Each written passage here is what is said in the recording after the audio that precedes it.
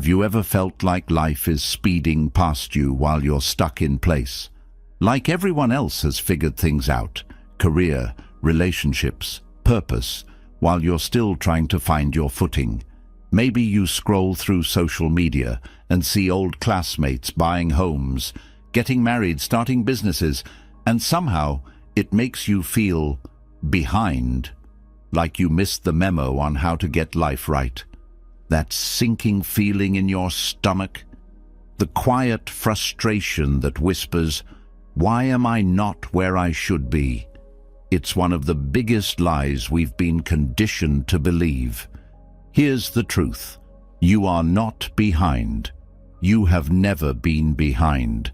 And Buddhism explains why. In the next few minutes, we're going to dismantle this illusion.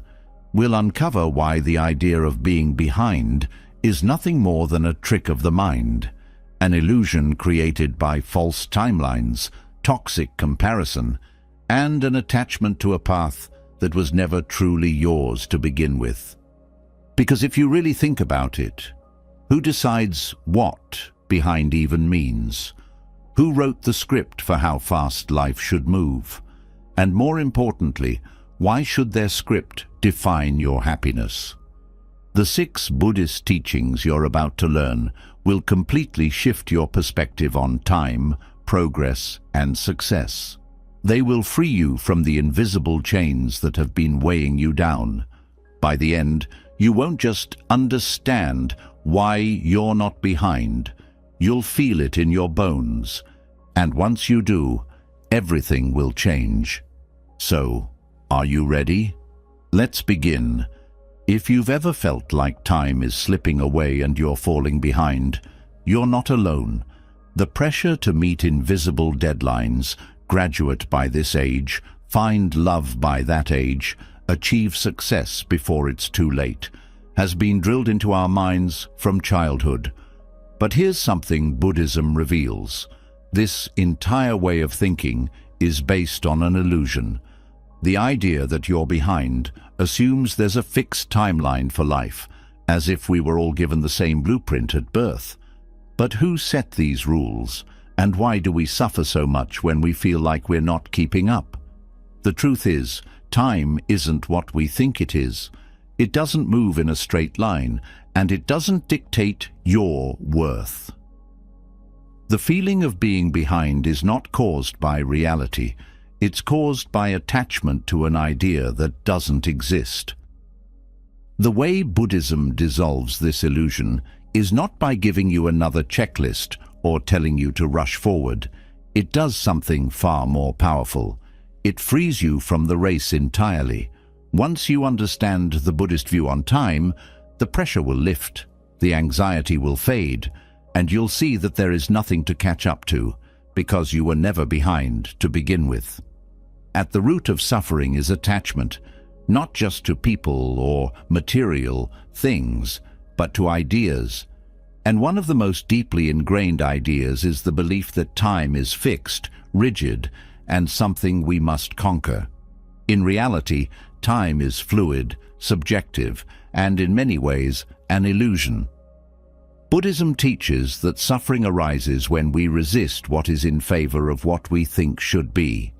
The thought, "I should have been more successful by now," or "I should have accomplished more," is a perfect example of this resistance. You are suffering not because of reality itself, but because you believe that your current place in life is wrong. But what if there was no wrong place to be? Time is not something that moves in a straight line toward a fixed destination. In Buddhist philosophy, time is not a master that we must serve. It is an unfolding process, a flow of change that has no ultimate end. The past is a memory, the future is unknown, and all that truly exists is this moment. Yet we torment ourselves over a timeline that exists only in our heads. One of the great Buddhist insights is that time is only as real as our attachment to it. The very idea of being behind assumes that there is a universal clock we all must follow, but different cultures, philosophies, and even individuals have entirely different perceptions of time. In some traditions, life is seen as a circular process of learning and growth, not a linear path with a defined start and finish. If time itself is fluid, then what exactly are we behind? From a Buddhist perspective, attachment to fixed timelines is one of the main causes of suffering.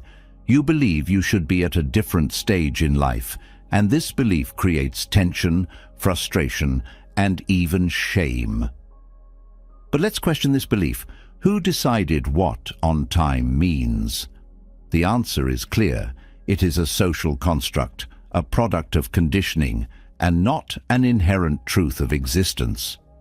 If someone told you that you were running late for a train, you'd feel anxious until you realize there is no train. That's what happens when you realize that life has no fixed schedule. The moment you stop clinging to arbitrary deadlines, the stress dissolves. You can finally breathe. Buddhism teaches that true freedom comes when we let go of our attachment to rigid ideas of time. The Zen concept of no mind suggests that when we stop analyzing, comparing, and obsessing over how far along we should be, we actually move with greater ease. It's like unclenching your fist. Suddenly, everything flows. There is no cosmic judge keeping score, no finish line to cross at a certain age, no punishment for taking longer to find your path. Your journey is yours alone, and the moment you release yourself from false expectations, you will feel something you may not have felt in a long time: peace. Society often defines time as something to be spent or managed, but in Buddhism, time is something to be experienced. You don't own it, you don't control it. You exist within it, flowing like a river rather than swimming against the current. Many people fear they have wasted time, but wasted time is only a concept if you believe in a rigid, goal-driven structure of life. In reality, every experience you've had, every so-called mistake, every detour has contributed to who you are.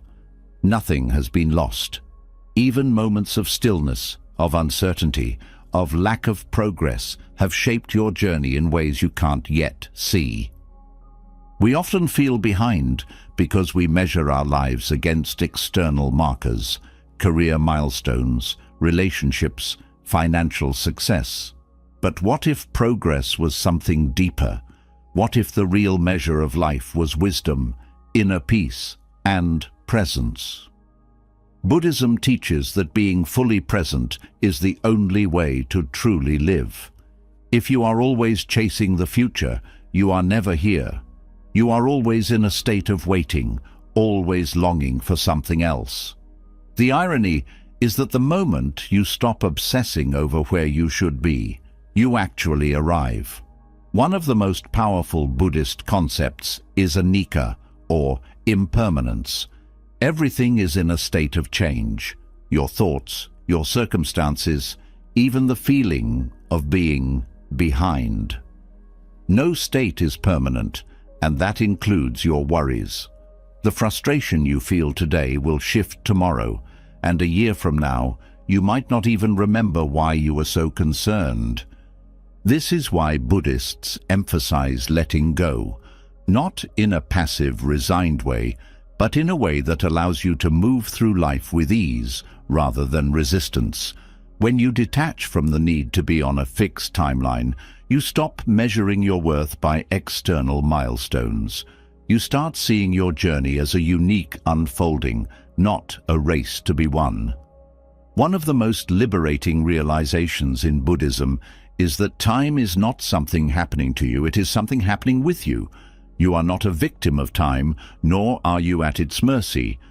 The idea of being too late or too slow is nothing more than a thought, and thoughts, as Buddhism teaches, are not ultimate truths. When you let go of the belief that you must keep up, something incredible happens. You start to trust your own rhythm. You start to appreciate where you are instead of constantly looking at where you should be. You start to live. In the end, breaking free from the illusion of being behind is not about speeding up or catching up. It's about realizing that there is nothing to catch up to. The only thing that exists is now, and when you fully embrace it, you will no longer feel like life is slipping away. The question is no longer, am I behind? The question is, am I present? Because presence, not speed, is what truly makes a life well lived. The feeling of being behind dissolves the moment we stop measuring time as something linear. It is an illusion that there is a single correct path, one road that all must follow, with some ahead and others trailing behind. But even after seeing through this illusion, another question arises. If progress in life is not linear, then what is it? The answer, according to Buddhism, is that existence is not a straight path toward a final destination, but a cycle that repeats itself endlessly. The struggle to get ahead, to be more successful, to prove oneself. This is all part of a cycle that has played out for lifetimes, not just in this one. The concept of samsara explains why no one is truly ahead or behind.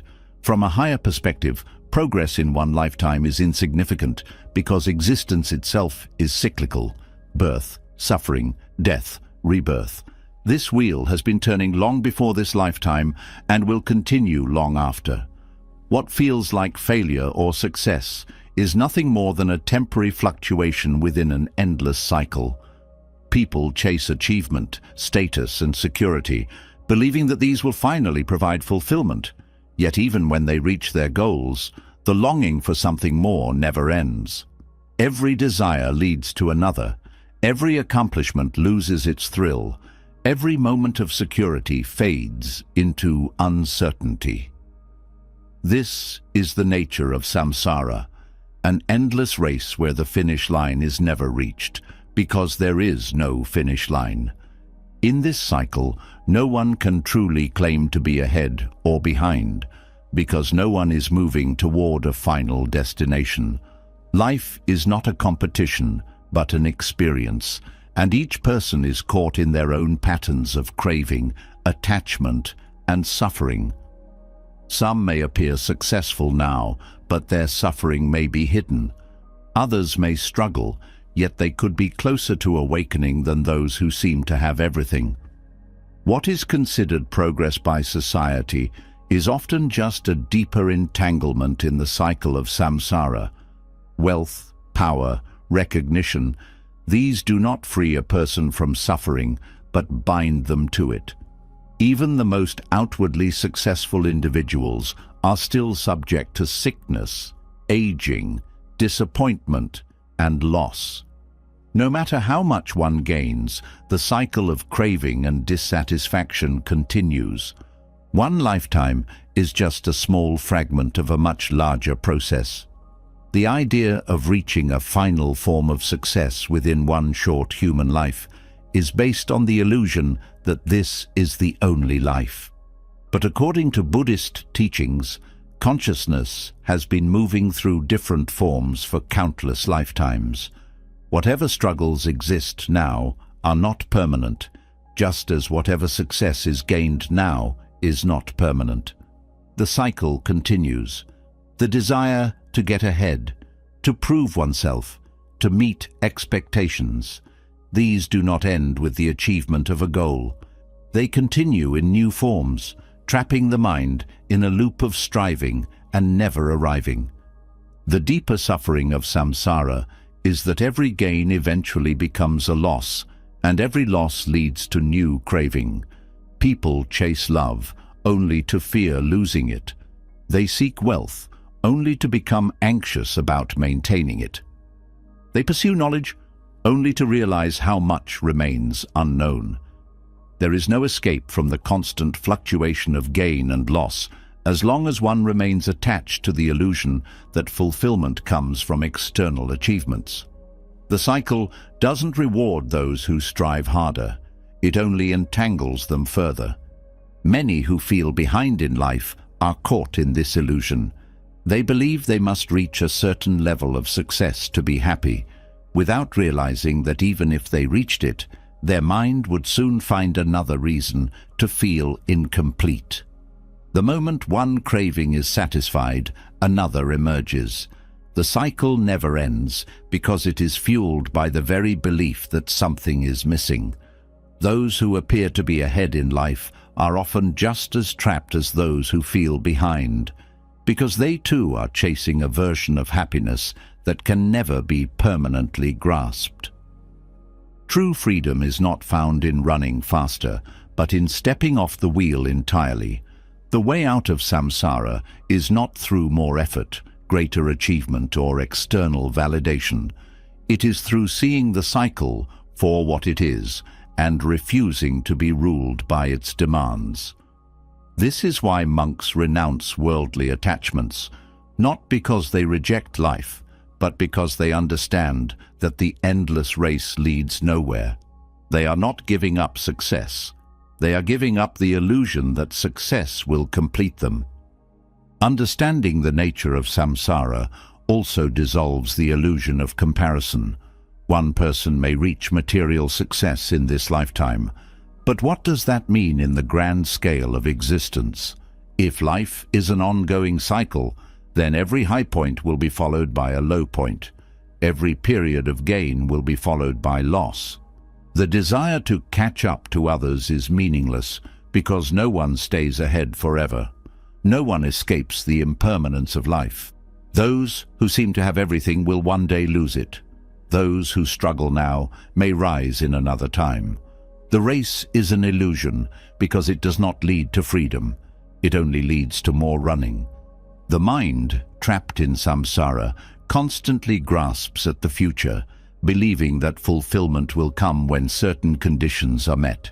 But this is the great deception of life, the belief that once I achieve this, I will finally be happy, is a trick played by the mind to keep itself attached to desire. People spend their entire lives chasing goals, believing that once they arrive, they will find peace. Yet the moment they achieve what they wanted, the feeling of wholeness is temporary, and soon another craving takes its place. The cycle repeats endlessly. The teachings of the Buddha offer an alternative. Instead of chasing, recognize the illusion. Instead of constantly moving forward, stop and look deeper. Instead of seeking fulfillment outside, turn inward. Those who feel behind in life are often the ones who are most deeply attached to the illusion of progress, believing that their happiness is always just slightly out of reach. But happiness is never found in the next milestone. It is found in the dissolution of craving itself. What many fear most is stagnation. They believe that without chasing progress, they will fall into despair, that without ambition, life will lose meaning. But true liberation is not stagnation. It is freedom from the cycle of endless longing. It's a kind of stillness that is not passive, but deeply aware. It's a realization that nothing external can complete what is already whole. This is why those who have stepped off the wheel of samsara radiate a kind of peace that cannot be shaken by external circumstances. They have ceased to measure their worth by progress and instead live fully in the present. If there is no final destination in samsara, then why do people run so desperately? The fear of stopping comes from the belief that without striving, one will be left behind. But left behind where? If there is no finish line, then no one can be late. If existence is cyclical, then all rushing is just an illusion of the mind. Those who grasp this truth find something that endless striving could never provide: the ability to be at peace with life exactly as it is. Understanding samsara does not mean doing nothing. It means doing everything without attachment. It means engaging in life fully while knowing that no external achievement will bring lasting completion. It means releasing the belief that one must get ahead, because getting ahead is an illusion to begin with. Progress is not about moving faster. It is about moving with awareness. It is about knowing that nothing external can give you what you seek, because what you seek has always been within. The cycle of samsara will continue, but for those who understand its nature, it no longer has power. They do not chase the future, nor do they mourn the past. They do not see themselves as ahead or behind, because they have stepped outside of the illusion entirely. They live fully, not because they are striving for more, but because they have seen that nothing was ever missing. They are free. The illusion of being ahead or behind disappears when one understands the cyclical nature of existence. Yet another force keeps the mind trapped: comparison. Even when the truth of samsara is seen, the habit of measuring oneself against others remains deeply embedded. The mind constantly assesses where it stands, whether in terms of success, intelligence, relationships, or happiness. It finds someone richer and feels inadequate. It finds someone struggling and feels reassured. This constant weighing of self against others is one of the greatest causes of suffering, and Buddhism offers a way to step off this exhausting cycle. The human tendency to compare is rooted in attachment. The mind attaches itself to identities, achievements, and external validation. It seeks proof that it is worthy, that it is progressing, that it matters. When it sees another person who seems to have more money, more recognition, more fulfillment, it begins to suffer. This suffering is not caused by reality itself, but by the attachment to the belief that worth is measured externally. Social comparison is the source of much unnecessary pain, because it reinforces the illusion that happiness comes from being superior or equal to others. But superiority is a fleeting illusion. Even those who appear to be at the top of society's hierarchy are haunted by the fear of losing their status. Even those who seem to have everything are tormented by the knowledge that someone else has more. The mind that is ruled by comparison never rests. It is either striving to surpass others or fearing that it is being left behind. The teachings of Buddhism reveal that comparison is a form of craving, a grasping for validation that can never be fully satisfied. Craving arises when the mind believes it lacks something. It looks outward for fulfillment, but fulfillment never comes from external status. The mind can achieve the highest recognition and still feel empty. It can possess the greatest wealth and still feel unsatisfied.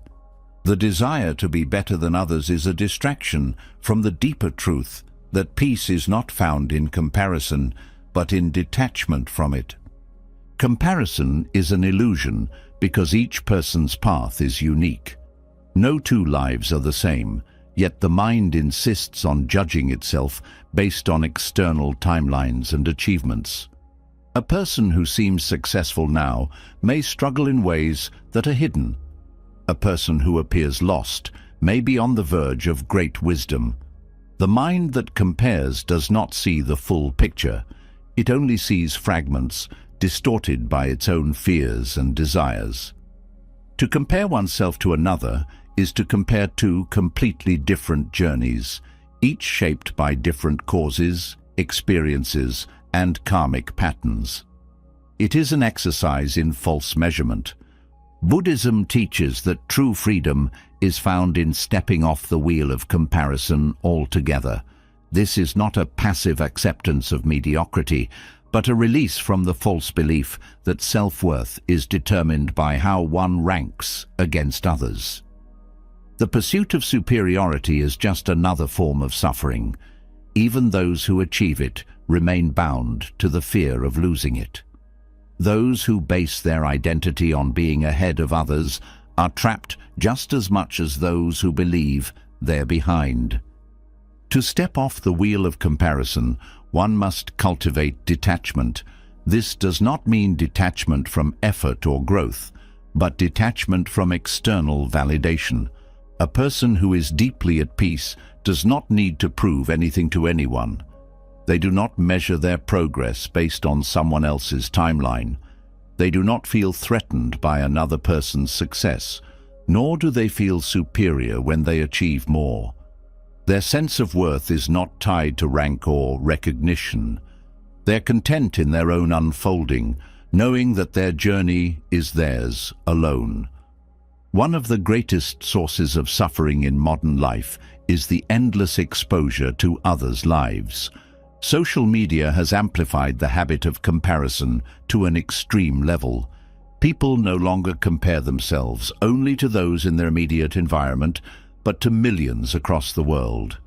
The illusion of other people's perfection is constantly presented, making one's own life seem lacking. The Buddhist perspective reveals that this suffering is caused not by reality, but by attachment to illusion. The images and stories people see are not the full truth. They are carefully curated, designed to showcase the best moments while hiding the struggles, insecurities, and suffering that exist behind them. The mind that compares itself to these illusions is fighting a battle that cannot be won. Stepping off the wheel means letting go of the need to define oneself through external reference points. It means breaking free from the constant questioning of whether one is doing well compared to others, and instead focusing on whether one is truly at peace. The person who is constantly comparing is never present. Their mind is always elsewhere, thinking of what they lack, of what they could have, of how others perceive them. They are chasing a moving target, never arriving at a place of contentment. Detachment does not mean disengagement. It is not about withdrawing from life, but about moving through life without being controlled by external measurements. A person can still pursue growth, still work toward meaningful goals, but without attachment to status or validation. They do not need to announce their success or prove their worth. They do not feel diminished when others succeed. Their sense of fulfillment comes from within, not from recognition or superiority. One of the core teachings of Buddhism is that suffering arises from attachment to identity. When a person identifies as successful, they suffer when that identity is threatened. When they identify as falling behind, they suffer under the weight of that belief. True freedom comes from releasing these labels altogether. The mind that is at peace does not need to define itself through comparison. It simply exists, fully present, fully alive, without the constant need to evaluate itself against others.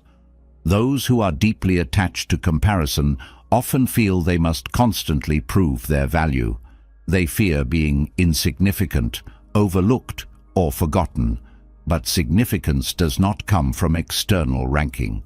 It comes from the depth of presence. A person who is fully engaged in the moment, who is truly aware, who moves through life with clarity and kindness, is far more fulfilled than someone who achieves external success, but is never present to experience it. The teachings of Buddhism offer a radical shift. Rather than striving to be better than others, strive to be free from the need to compare at all.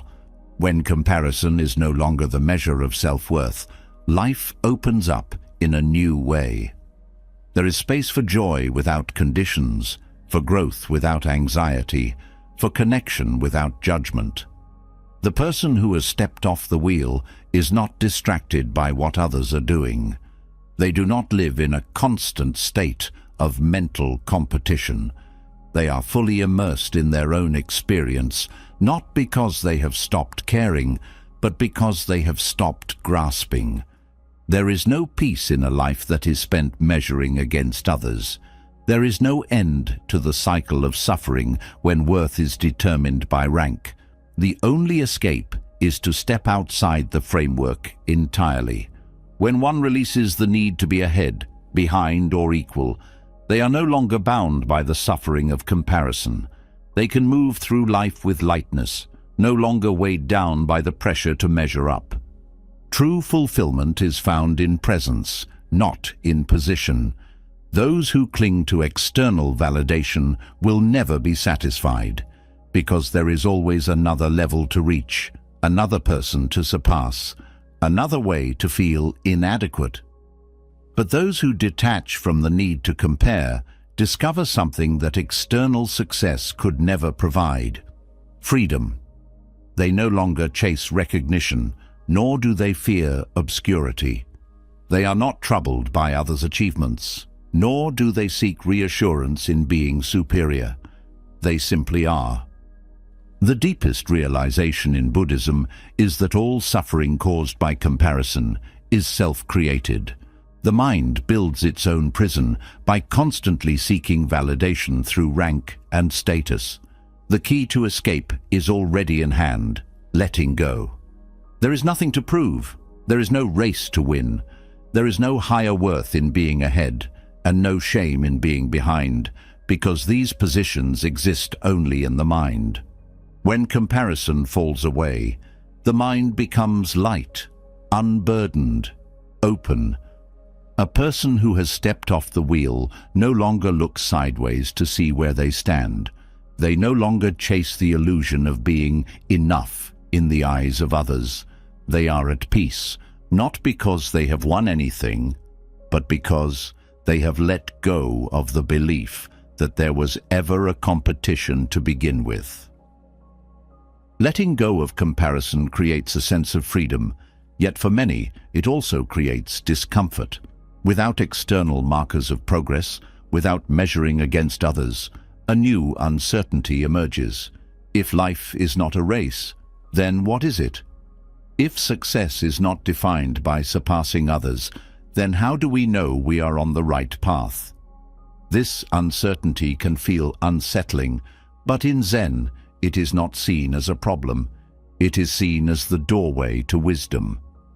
The feeling of being lost is not a sign of failure, but an invitation to embrace something deeper: the beginner's mind. The greatest suffering often arises not from what is unknown, but from the fear of the unknown. People cling to certainty because it provides a sense of security. They want clear answers, fixed plans, predictable outcomes. But life is never fixed. The illusion of certainty is comforting but false. Every belief, every plan, every identity that seems solid will eventually shift. In the face of this impermanence, resisting uncertainty only creates anxiety.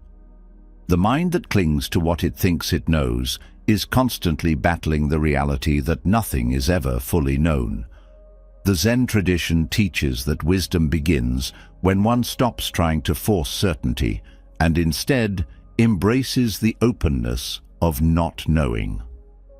The beginner's mind is a state of openness, curiosity, and humility. It is free from preconceptions and rigid beliefs.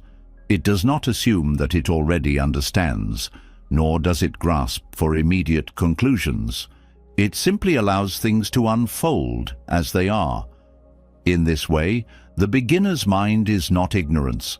It is a deep awareness of how little can ever truly be grasped. When the mind lets go of the need to categorize everything as known or unknown, right or wrong, ahead or behind, it enters a state of receptivity where real insight can arise. Feeling lost is often a sign that the mind is outgrowing old assumptions. Many people see confusion as a problem, but Zen sees it as a sign of expansion. When one feels uncertain, it is often because they are beginning to see through past illusions. The certainty they once relied on no longer satisfies. The paths that once seemed clear now appear limited. This is not failure, it is awakening. The mind that admits it does not know is the mind that is ready to learn. In Zen, the beginner's mind is considered a path to true wisdom because it does not cling to fixed ideas. Those who believe they already know close themselves off from discovery. They repeat the same patterns, trapped by their own assumptions. But those who embrace the unknown see every moment as fresh, every experience as an opportunity to learn. They do not need to prove themselves or cling to expertise. They are free to approach life with openness, without the burden of having to be right or certain. Many people fear not knowing because they equate it with weakness. They feel that if they admit uncertainty, they will appear directionless or inadequate. But this is a misunderstanding. The mind that is rigidly certain is more fragile than the mind that is open. When circumstances change, the person who clings to certainty struggles. They resist, they deny, they break under the pressure of needing things to be as they expected. But the person who has embraced uncertainty adapts. They do not fight reality. They move with it, learning as they go. This flexibility is true strength. The need for certainty is also closely tied to ego. The ego wants to believe it has things figured out. It seeks validation through knowledge, status, and control. But the more one clings to certainty, the more suffering arises when reality doesn't conform to expectations. The person who insists on always having the right answer lives in fear of being wrong. The person who needs a fixed plan lives in fear of change. In contrast, the beginner's mind does not attach its identity to knowing. It is comfortable saying, "I do not know," without shame or fear. Some of the greatest insights in Zen arise from surrendering the need to explain everything. The mind is conditioned to analyze, to categorize, to seek clear definitions. But reality is vast, fluid, and beyond rigid explanation. The beginner's mind allows experience to be what it is without forcing it into conceptual boxes. Instead of immediately labeling things as good or bad, right or wrong, success or failure, it simply observes. This openness allows for a deeper understanding that goes beyond intellectual reasoning. People often resist not knowing because they equate it with stagnation. They believe that without certainty, they will become passive, lost, or unable to move forward. But true not knowing is not inaction. It is deep engagement with the present. When one is not trapped by preconceptions, they respond to life with clarity and spontaneity. They do not follow rigid scripts, but instead move in harmony with what arises.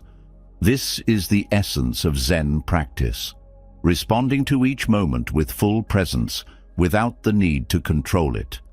The mind that clings to knowing is often restless. It constantly seeks reassurance, constantly analyzes, constantly struggles to predict the future. But the beginner's mind is light. It does not carry the weight of having to figure everything out at once. It trusts the unfolding of life. This trust does not come from blind faith, but from direct experience. When one stops grasping for certainty, they find that clarity emerges naturally. Answers reveal themselves not through force, but through presence. One of the greatest benefits of the beginner's mind is the ability to see beauty in ordinary moments. When the mind is rigid, it overlooks what is in front of it. It is too focused on its plans, its worries, its assumptions. But when the mind is open, every moment becomes new. A simple conversation, a breath of air, the sound of rain, these become deeply alive. The person who believes they already understand life sees nothing new. But the person who allows themselves to not know sees wonder everywhere. The fear of not knowing often stems from the belief that one must always have direction. People are taught that they must always have a goal, a plan, a clear sense of where they are going. But this belief creates suffering when life inevitably shifts. There will be times of uncertainty, times when the old paths no longer make sense. In these moments, resisting not knowing only deepens the struggle. But if one embraces the unknown, they discover that not having all the answers is not a failure, it is an opening. Many of the most transformative moments in life arise from the willingness to let go of certainty. The person who clings to a rigid career path may miss opportunities they never considered. The person who insists on a fixed idea of love may overlook connections that do not fit their expectations. The person who fears change may resist the very experiences that would lead to the deepest growth. But the person with a beginner's mind is free. They do not force life to conform to their ideas. They meet life as it is, discovering new possibilities that they could not have planned. Wisdom does not come from accumulating knowledge alone. It comes from knowing when to let go of what one thinks they know. The mind that is too full of certainty has no room for learning, but the mind that is open is constantly expanding. It does not need to hold on to rigid definitions of self, success, or progress. It allows itself to evolve, to be reshaped by experience. The beginner's mind does not fear being lost, because it understands that being lost is part of the process. It does not rush to define its path too quickly. It does not grasp for premature conclusions. It trusts that clarity will come in its own time. This patience allows for a deeper unfolding, one that is not forced, but natural. For those who feel uncertain about their path, the greatest wisdom is to not fight the uncertainty, but to embrace it, to see it not as a problem, but as a sign that they are growing. The person who feels lost is often closer to awakening than the person who clings to false certainty. They are beginning to see through illusions, beginning to question what they once took for granted. This is not failure. This is transformation. The deepest peace is not found in having all the answers, but in being at ease with not knowing. Those who have embraced the beginner's mind do not need to chase certainty. They do not live in fear of being wrong. They do not rush to label their experience. They are free to meet life as it comes, fully present, fully engaged, without the burden of having to figure everything out. They step into the unknown, not with fear, but with curiosity, knowing that every moment is a doorway to something new. Letting go of the need for certainty allows the mind to rest in the openness of not knowing. But even as one embraces the beginner's mind, another attachment remains, the attachment to timelines. The belief that life must unfold in a certain way, at a certain pace, creates a deep sense of pressure. It leads to the idea that one is falling behind, that time is slipping away, that opportunities are being lost. This attachment is rooted in a misunderstanding of impermanence. It assumes that life is something to be controlled rather than something that moves in its own rhythm. Anicca, the Buddhist teaching on impermanence, reveals that everything is in a state of constant change. Nothing remains fixed, not thoughts, not emotions, not external circumstances. The suffering of feeling behind comes from resisting this truth.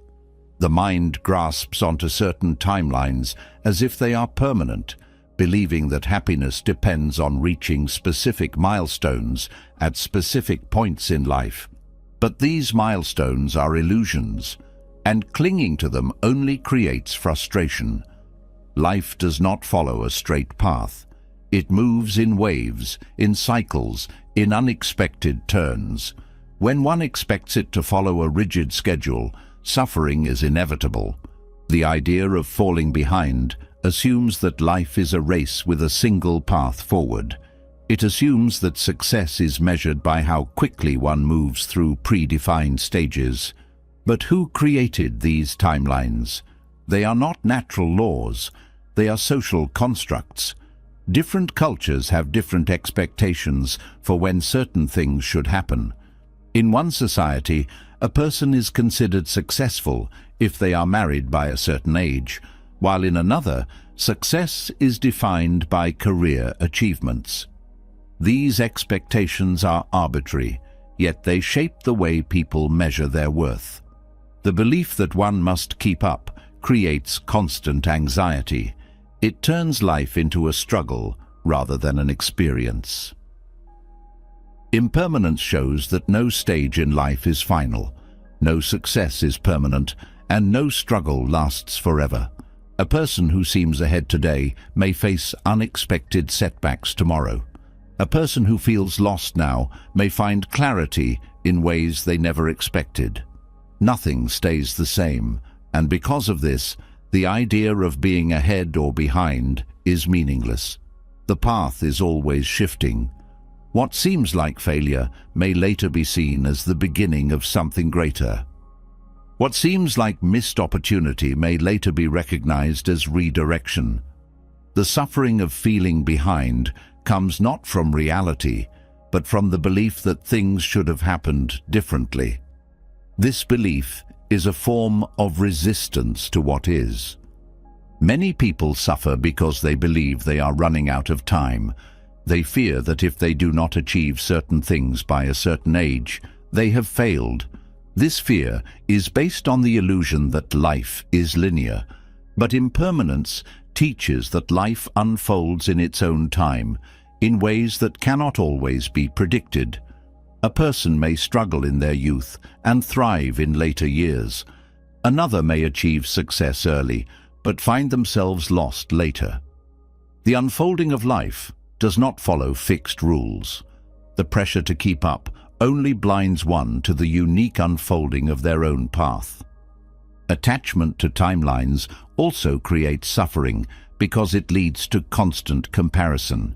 People measure their progress against others, believing that if someone else has achieved more, they themselves are lacking. But everyone experiences life at different speeds. Some lessons come early, others later. Some people rise quickly and then fall, while others move slowly and build something lasting. There is no universal timeline for growth. The belief that there is creates unnecessary stress. It makes people feel inadequate, when in reality, they are simply moving through their own process. Impermanence teaches that no state is fixed. A person may feel lost now, but this is not a permanent condition. They may feel behind, but nothing remains in place forever. The mind, however, resists this truth. It wants to hold on to certainty. It wants guarantees. It wants to know exactly when things will fall into place. But life does not provide guarantees. The only certainty is change. The moment one accepts this, the suffering of feeling behind begins to dissolve. There is no rush because there is nothing to catch up to. The path is always shifting, and each moment is part of a larger unfolding. The desire to control time is one of the greatest sources of suffering. People try to hold on to youth, success, relationships, and stability, but everything eventually changes. The more one clings, the more pain they experience. The only way to move with peace is to let go of rigid expectations, to trust that change is not something to fear, but something to flow with. The mind that is attached to specific timelines experiences deep frustration when life does not conform to its expectations. But the mind that understands impermanence moves with life rather than against it. Society reinforces the illusion that life must follow a fixed structure. People are taught that certain ages should bring certain achievements. But these expectations are based on external conditioning, not on the reality of life's flow. Many people suffer because they try to fit into these artificial timelines rather than trusting their own process. They feel like failures if they do not meet certain milestones, even when their unique journey is unfolding exactly as it needs to. The suffering of falling behind is self-created. It exists only in comparison to timelines that have no inherent truth. When one truly understands impermanence, the fear of time slipping away disappears. There is no need to rush, no need to chase, no need to measure against others. There is only this moment, and this moment is enough. The future will unfold as it must. The past is already gone. The mind that accepts this moves through life with ease rather than resistance. It does not fight against the flow of change, but moves with it. This is the essence of wisdom, not controlling time, but trusting it. One of the greatest lessons of impermanence is that loss is inevitable.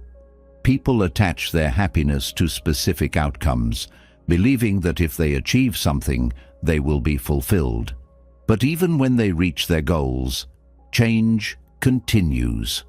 They lose what they worked for. They move into new struggles. They discover that no external achievement provides permanent peace. The belief that reaching a certain point in life will bring lasting satisfaction is another illusion. The only way to find peace is to let go of attachment to any fixed outcome. Impermanence does not mean that nothing matters. It means that everything is in motion.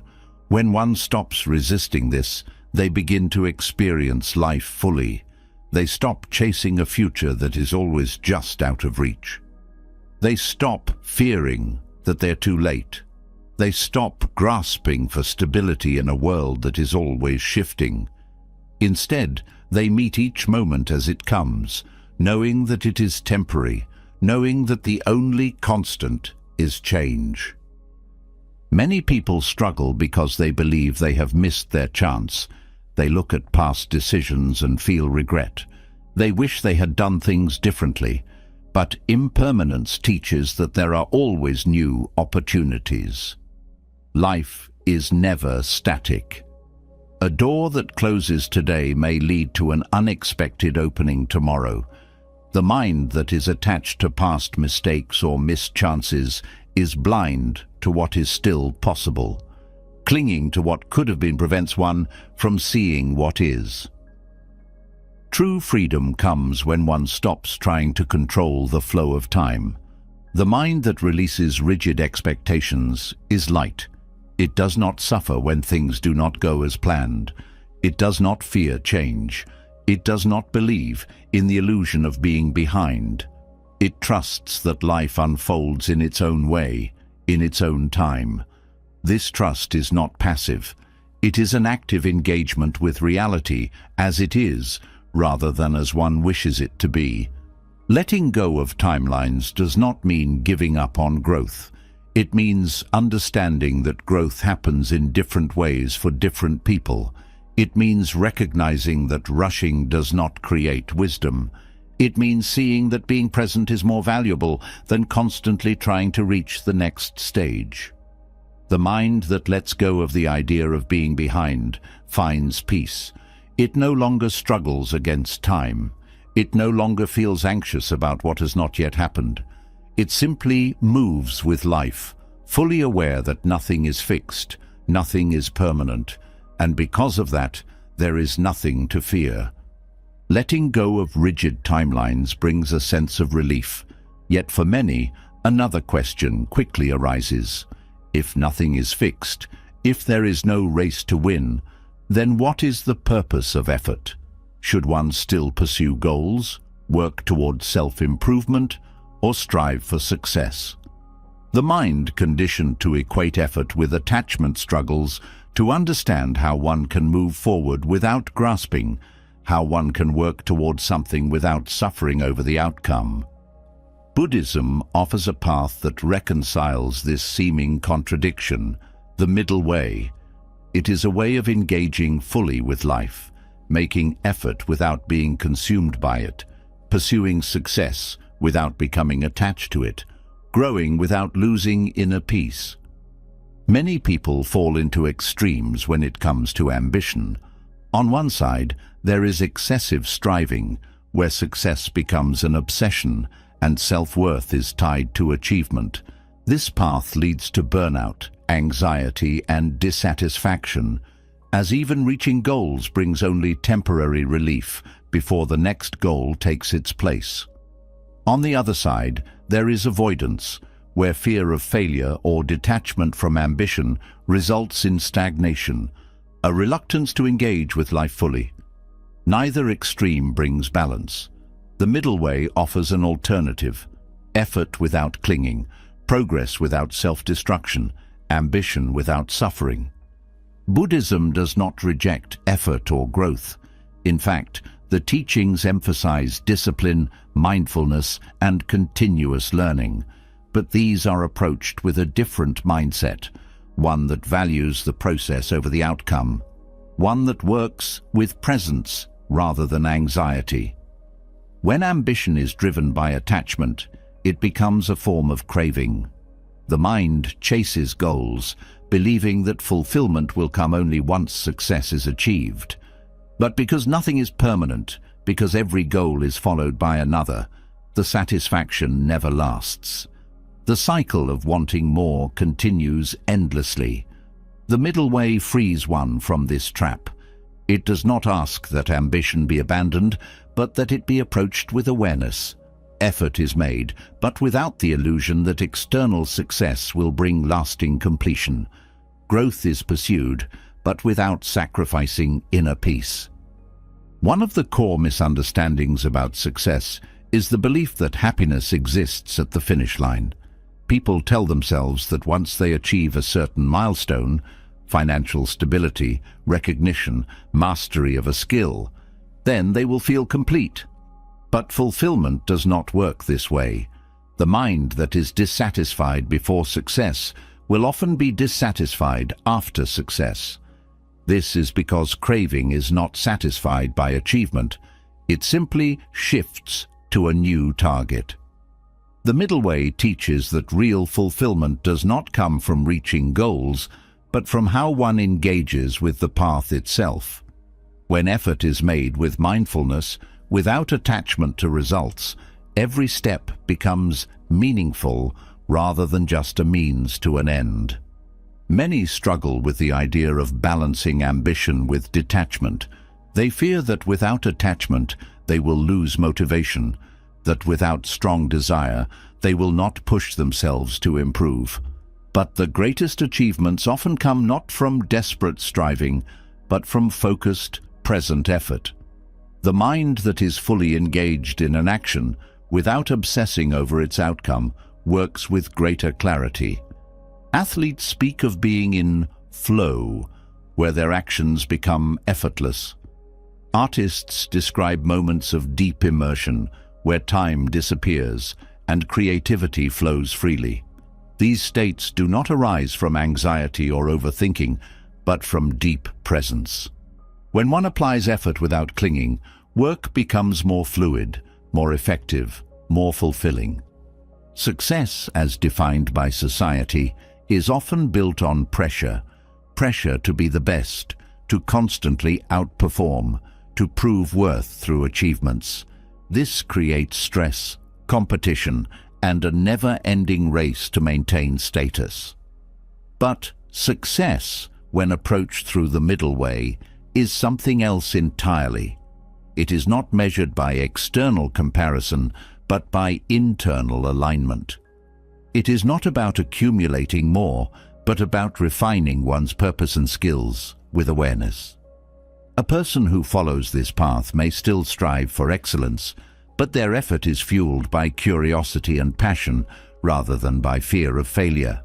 They may still pursue financial stability, but they are not consumed by greed or the need for status. They work, they grow, they evolve, but they do not suffer over outcomes they cannot control.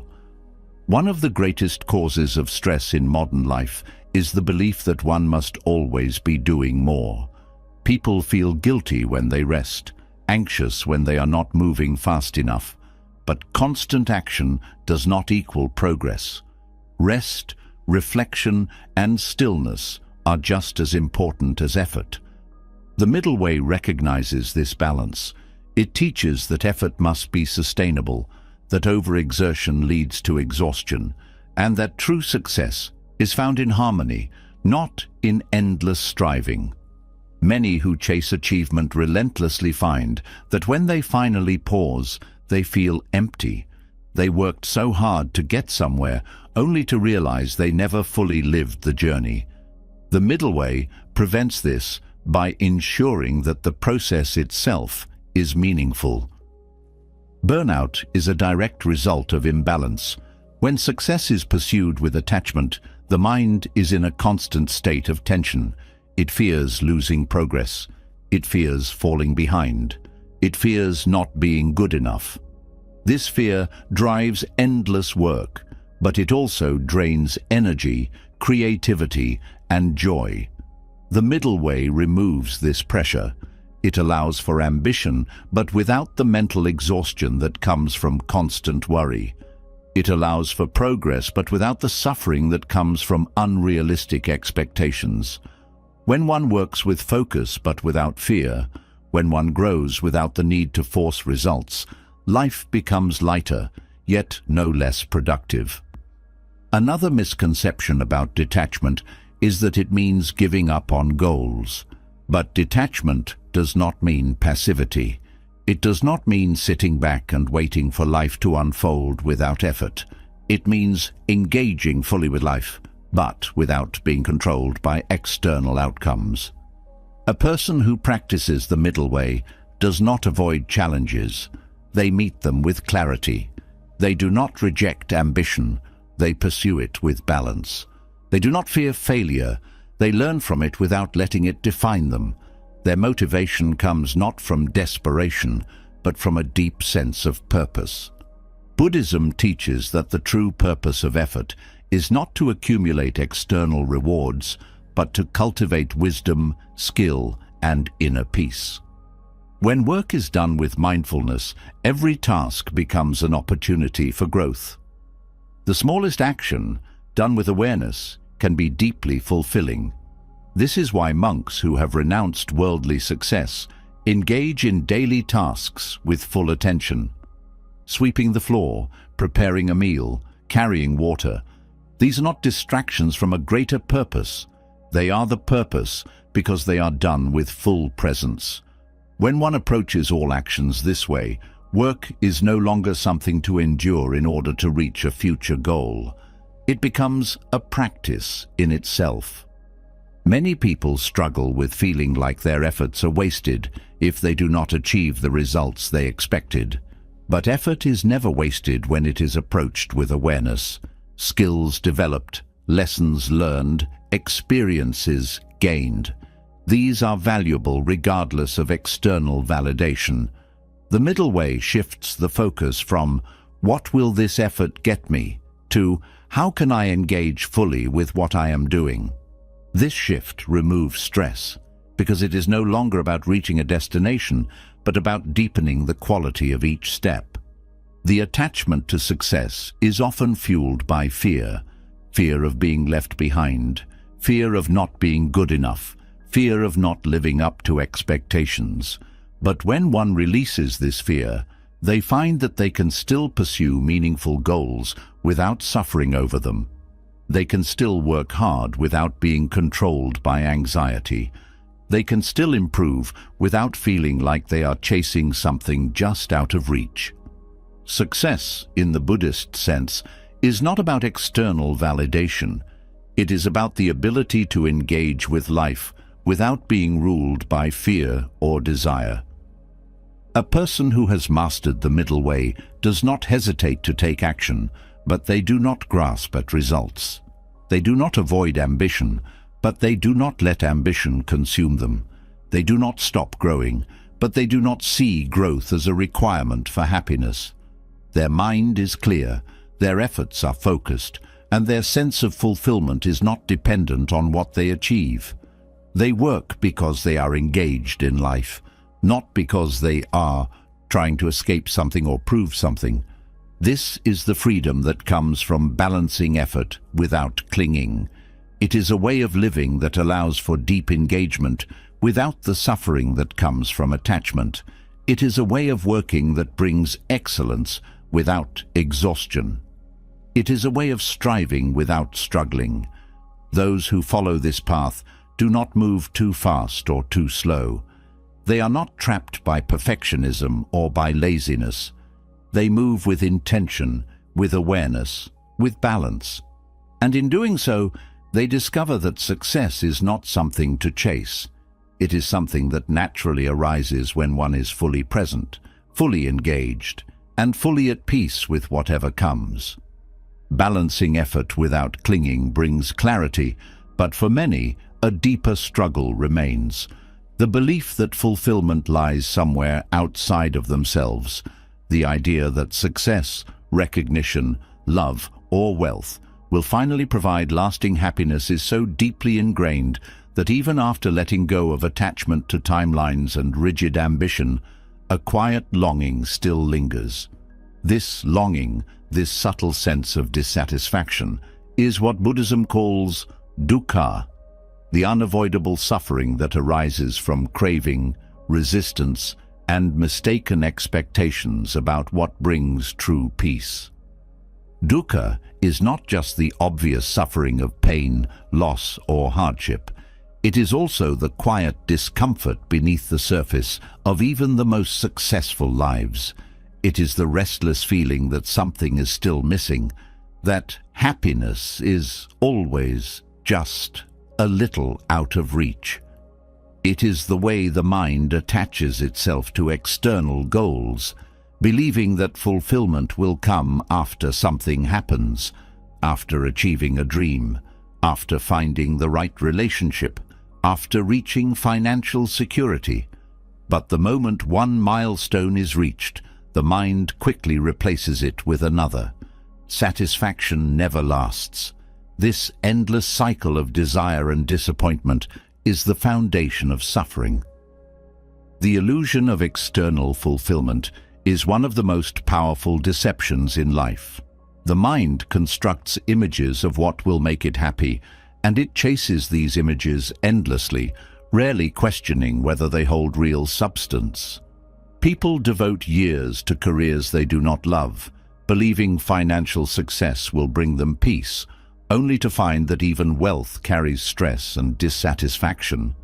Others seek love, expecting it to complete them, only to discover that relationships, while meaningful, do not erase inner emptiness.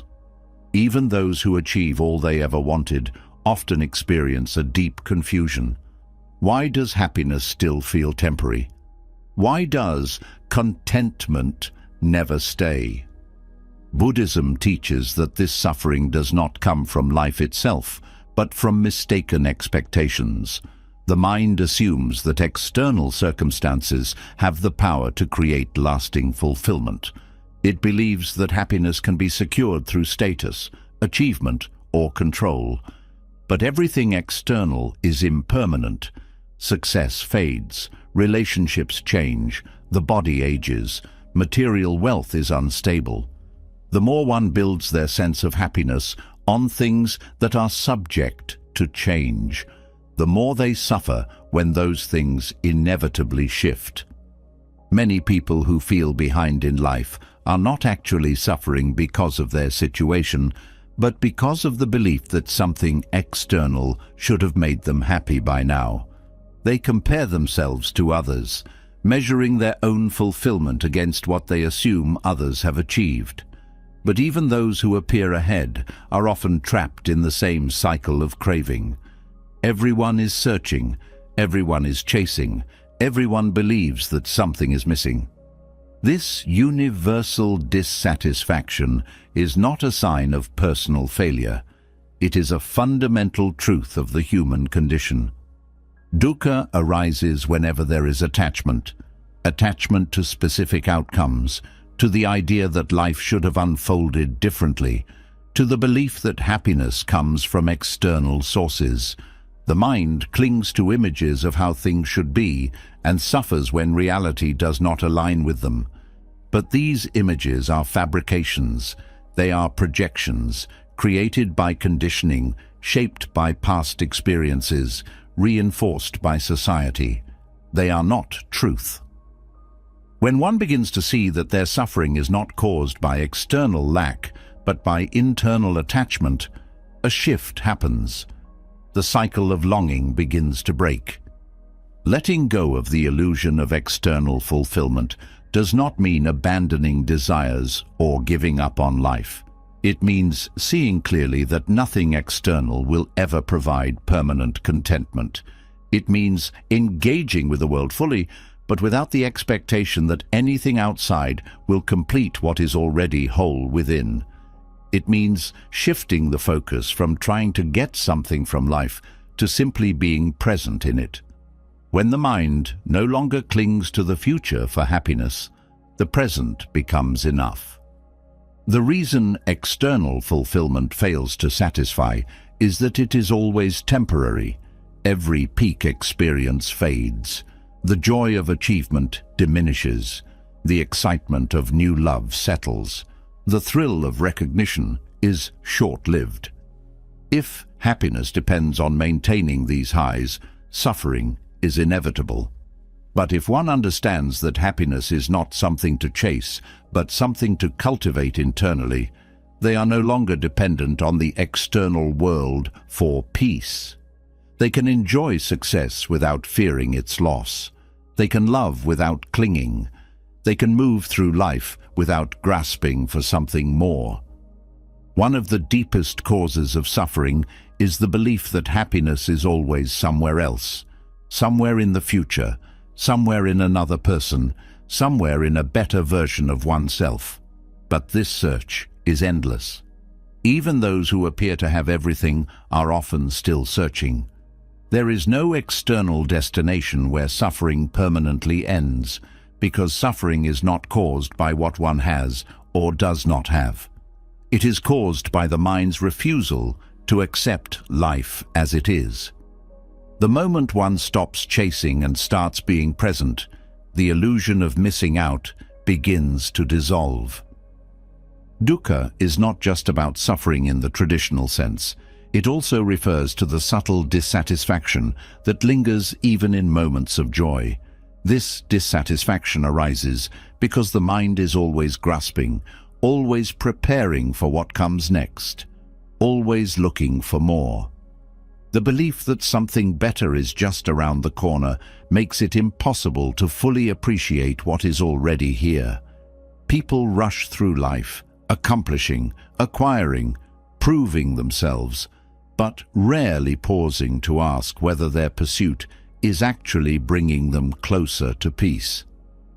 Buddhism does not suggest renouncing all desires. It teaches balance, the middle way.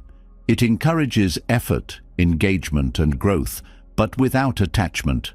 One can pursue success without believing that success is the source of happiness. One can enjoy love without believing that love is the key to completion. One can set goals without becoming trapped by them. The difference between suffering and peace is not in what one does, but in how one relates to their own desires. A person who pursues a dream with attachment is consumed by anxiety and fear of failure. A person who pursues a dream with presence enjoys the process itself, knowing that fulfillment does not depend on the outcome. Many who feel behind in life assume that if they had more money, more recognition, more clarity, their suffering would end. But suffering is not cured by more.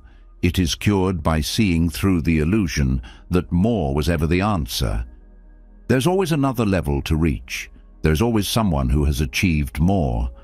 The cycle does not stop until one recognizes that nothing external will ever create lasting peace.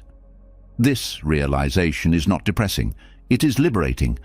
It removes the pressure to chase, to prove, to be somewhere else in life. It allows one to engage with life fully, but without the weight of expectation. Understanding dukkha does not mean avoiding pleasure or rejecting joy. It means appreciating life as it is, without grasping for something beyond it. It means seeing that happiness is not out there, but always within reach, in the simplest of moments. Breathing, moving, experiencing, being. The endless chase for fulfillment prevents people from realizing they already have access to the peace they are searching for. When the need for external validation falls away, life becomes lighter. There is space to enjoy, to explore, to experience, without the constant pressure of needing to get somewhere. The suffering of feeling behind in life is rooted in a misunderstanding. It is the belief that something is missing, that one must catch up, that happiness will come later.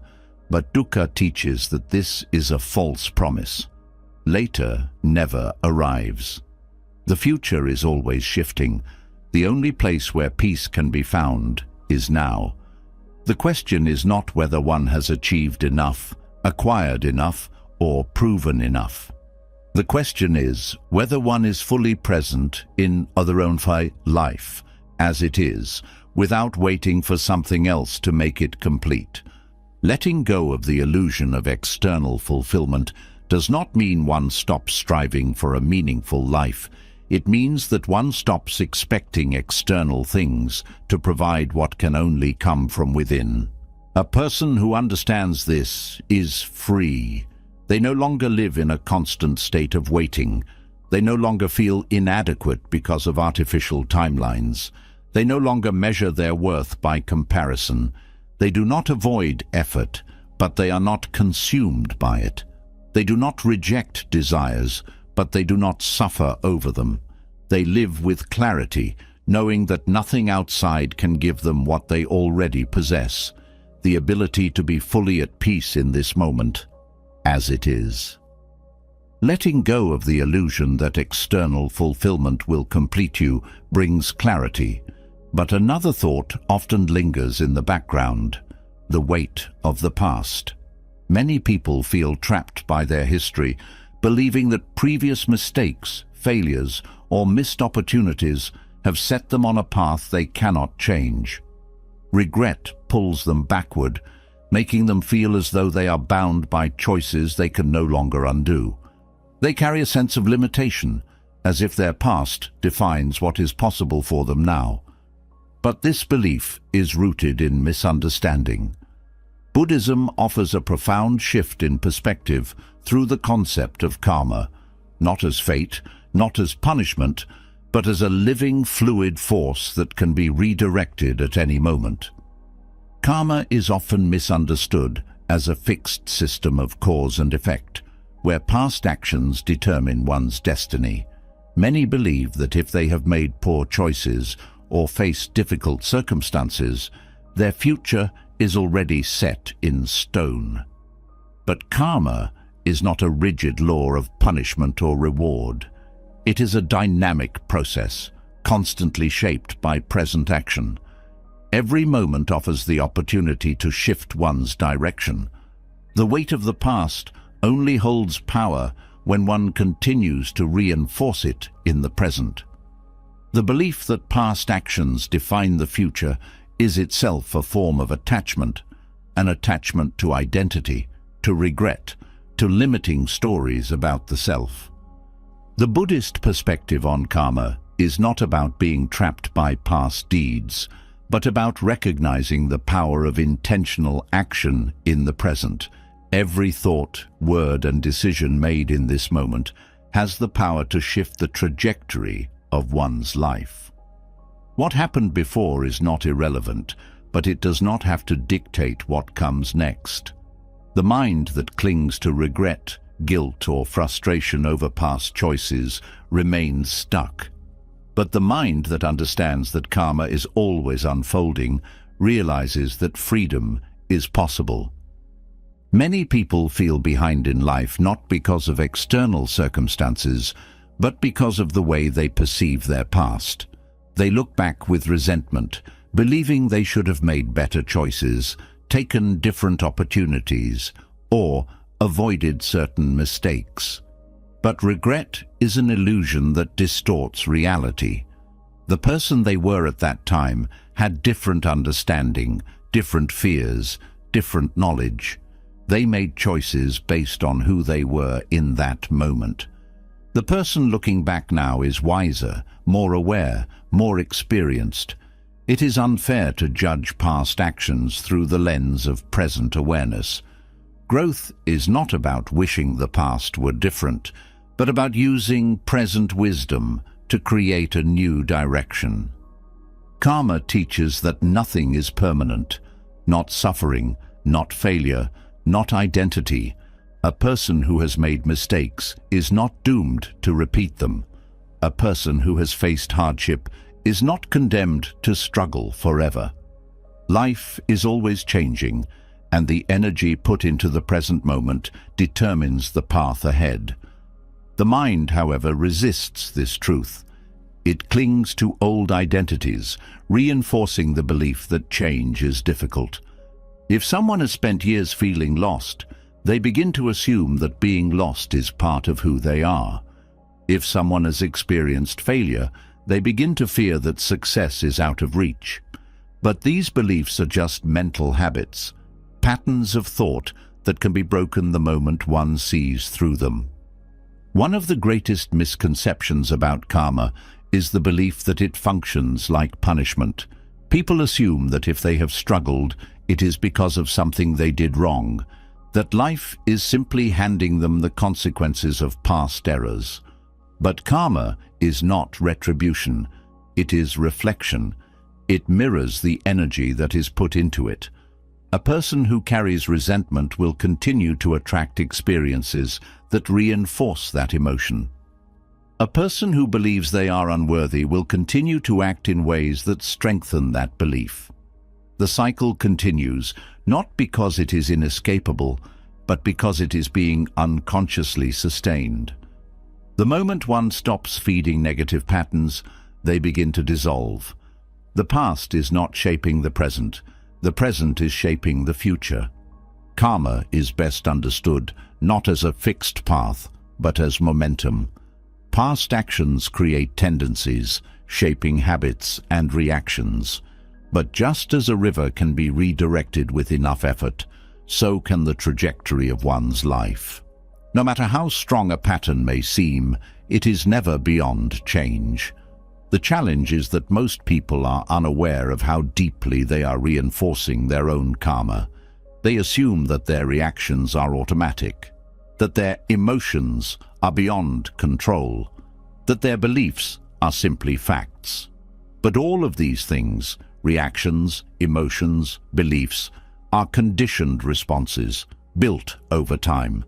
And just as they were built, they can be unbuilt. The way to transform karma is through conscious awareness.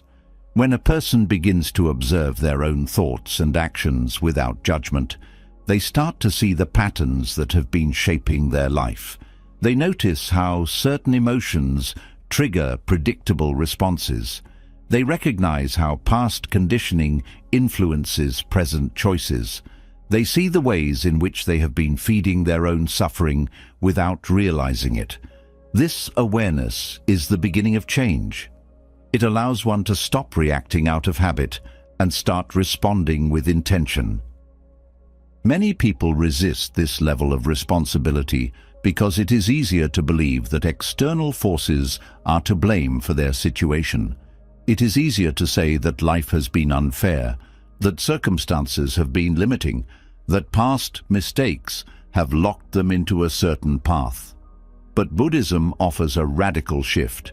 No matter what has happened before, the present moment holds the key to transformation. The person who feels powerless is not actually powerless. The person who feels stuck is only stuck in their perception. The ability to change exists the moment one stops waiting for external permission to begin anew. Letting go of past karma does not mean denying past experiences. It means seeing them clearly, learning from them, and then moving forward without carrying unnecessary weight. The mind often resists this because it finds a strange comfort in familiar suffering. If a person has identified with struggle for long enough, the idea of ease feels unfamiliar. If they have viewed themselves as incapable for long enough, confidence feels unnatural. This is why deep change requires patience.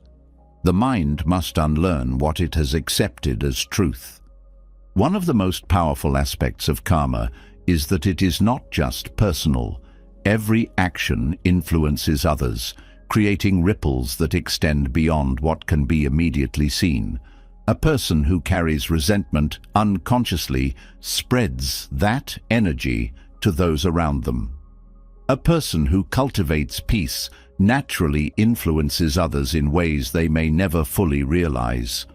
This is why transformation is not just about self-improvement. It is about breaking cycles that have been passed and through generations. If someone was raised in an environment of fear, they have the opportunity to break that cycle and cultivate a different energy in their own life. If they have been surrounded by scarcity, they can begin to cultivate generosity. If they have experienced rejection, they can learn to offer acceptance to others. Karma is not fate. It is fluid. The mind that believes it is bound by past mistakes is still living in the past. But the person who sees that each moment is a new beginning is free. They are no longer defined by what has been. They are shaped by what they choose now. The power to redirect life's course is always present. It is not something given by external forces. It is something realized from within. Letting go of the idea that the past has ruined the future is one of the most freeing realizations one can have. No moment is wasted if it leads to deeper awareness. No mistake is permanent if one learns from it. No identity is fixed if one stops reinforcing it. Life is always unfolding, and karma is always shifting. The belief that one's path is set is just another illusion. The present moment is a doorway, and it is always open. The suffering of feeling behind in life often comes from the belief that past choices have set an unchangeable course. But karma is not about being stuck in consequences. It is about seeing that every action, no matter how small, influences the future. The person who begins making conscious choices today will not see immediate transformation, but over time, their entire path will shift. This is how karma works, not as a prison, but as a guide. The energy one puts into the present moment determines what unfolds next. The past does not hold power unless one continues to give it power. The patterns that seem unbreakable are only sustained by repetition. The moment one chooses differently, the future changes.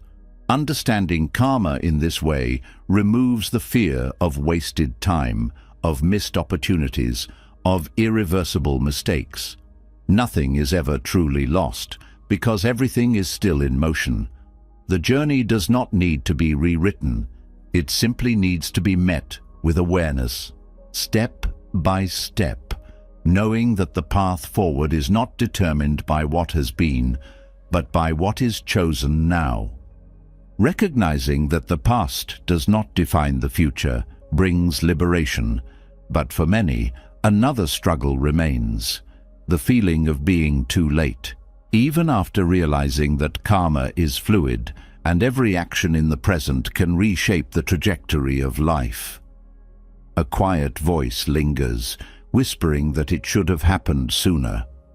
The mind clings to lost time, to opportunities that seem to have slipped away, to the belief that others are ahead, and that whatever was meant to be has already passed. This fear of being too late is one of the deepest sources of suffering, not because time is actually running out, but because the mind believes it is. Buddhism teaches that this fear is not rooted in reality, but in attachment to a false idea of time. The belief that there is a perfect timeline for life creates unnecessary suffering. It places an invisible weight on every decision, turning reflection into regret and growth into guilt. The mind fixates on all the years that have gone by, on all the moments that could have been different, as if time itself is something that must be controlled. But Time is not something that is lost. It is something that is lived. The fear of being too late is not about time at all. It is about judgment. It is about the way the mind holds itself to unrealistic expectations and punishes itself for not being where it thinks it should be. The only way to dissolve this suffering is through self-compassion. Metta, or loving kindness, is one of the most powerful practices in Buddhism, and it begins with oneself. The mind that is constantly measuring, criticizing, and comparing itself to others will always find reasons to feel inadequate. It will always see where it could have done better, where it could have been smarter, where it could have acted sooner. But this perspective is based on an illusion. The illusion that life should have unfolded differently than it did. In reality, every experience, every delay, every perceived mistake has played a role in shaping understanding. The mind that clings to regret does not see the wisdom that has been gained along the way. Self-compassion is not about making excuses or denying responsibility. It is about seeing oneself with the same kindness that would be given to a friend. If another person came with the same worries, saying they feel too late, that they regret the years wasted, that they wish they had started sooner, the response would not be judgment. It would be gentle understanding. It would be encouragement. Yet when it comes to oneself, the mind turns harsh. It insists that it should have done better, that it should be somewhere else by now. But this self-judgment is not truth. It is conditioning. It is the habit of seeing oneself through a lens of criticism rather than care. Many people believe that self-compassion is weakness, that being too kind to oneself will lead to complacency or stagnation. But the opposite is true. Growth does not come from self-punishment. It comes from self-understanding. A person who constantly criticizes themselves will hesitate to take action, paralyzed by fear of failure. But a person who treats themselves with kindness will have the courage to move forward, knowing that mistakes are not evidence of unworthiness, but part of the path. The fear of being too late is rooted in comparison.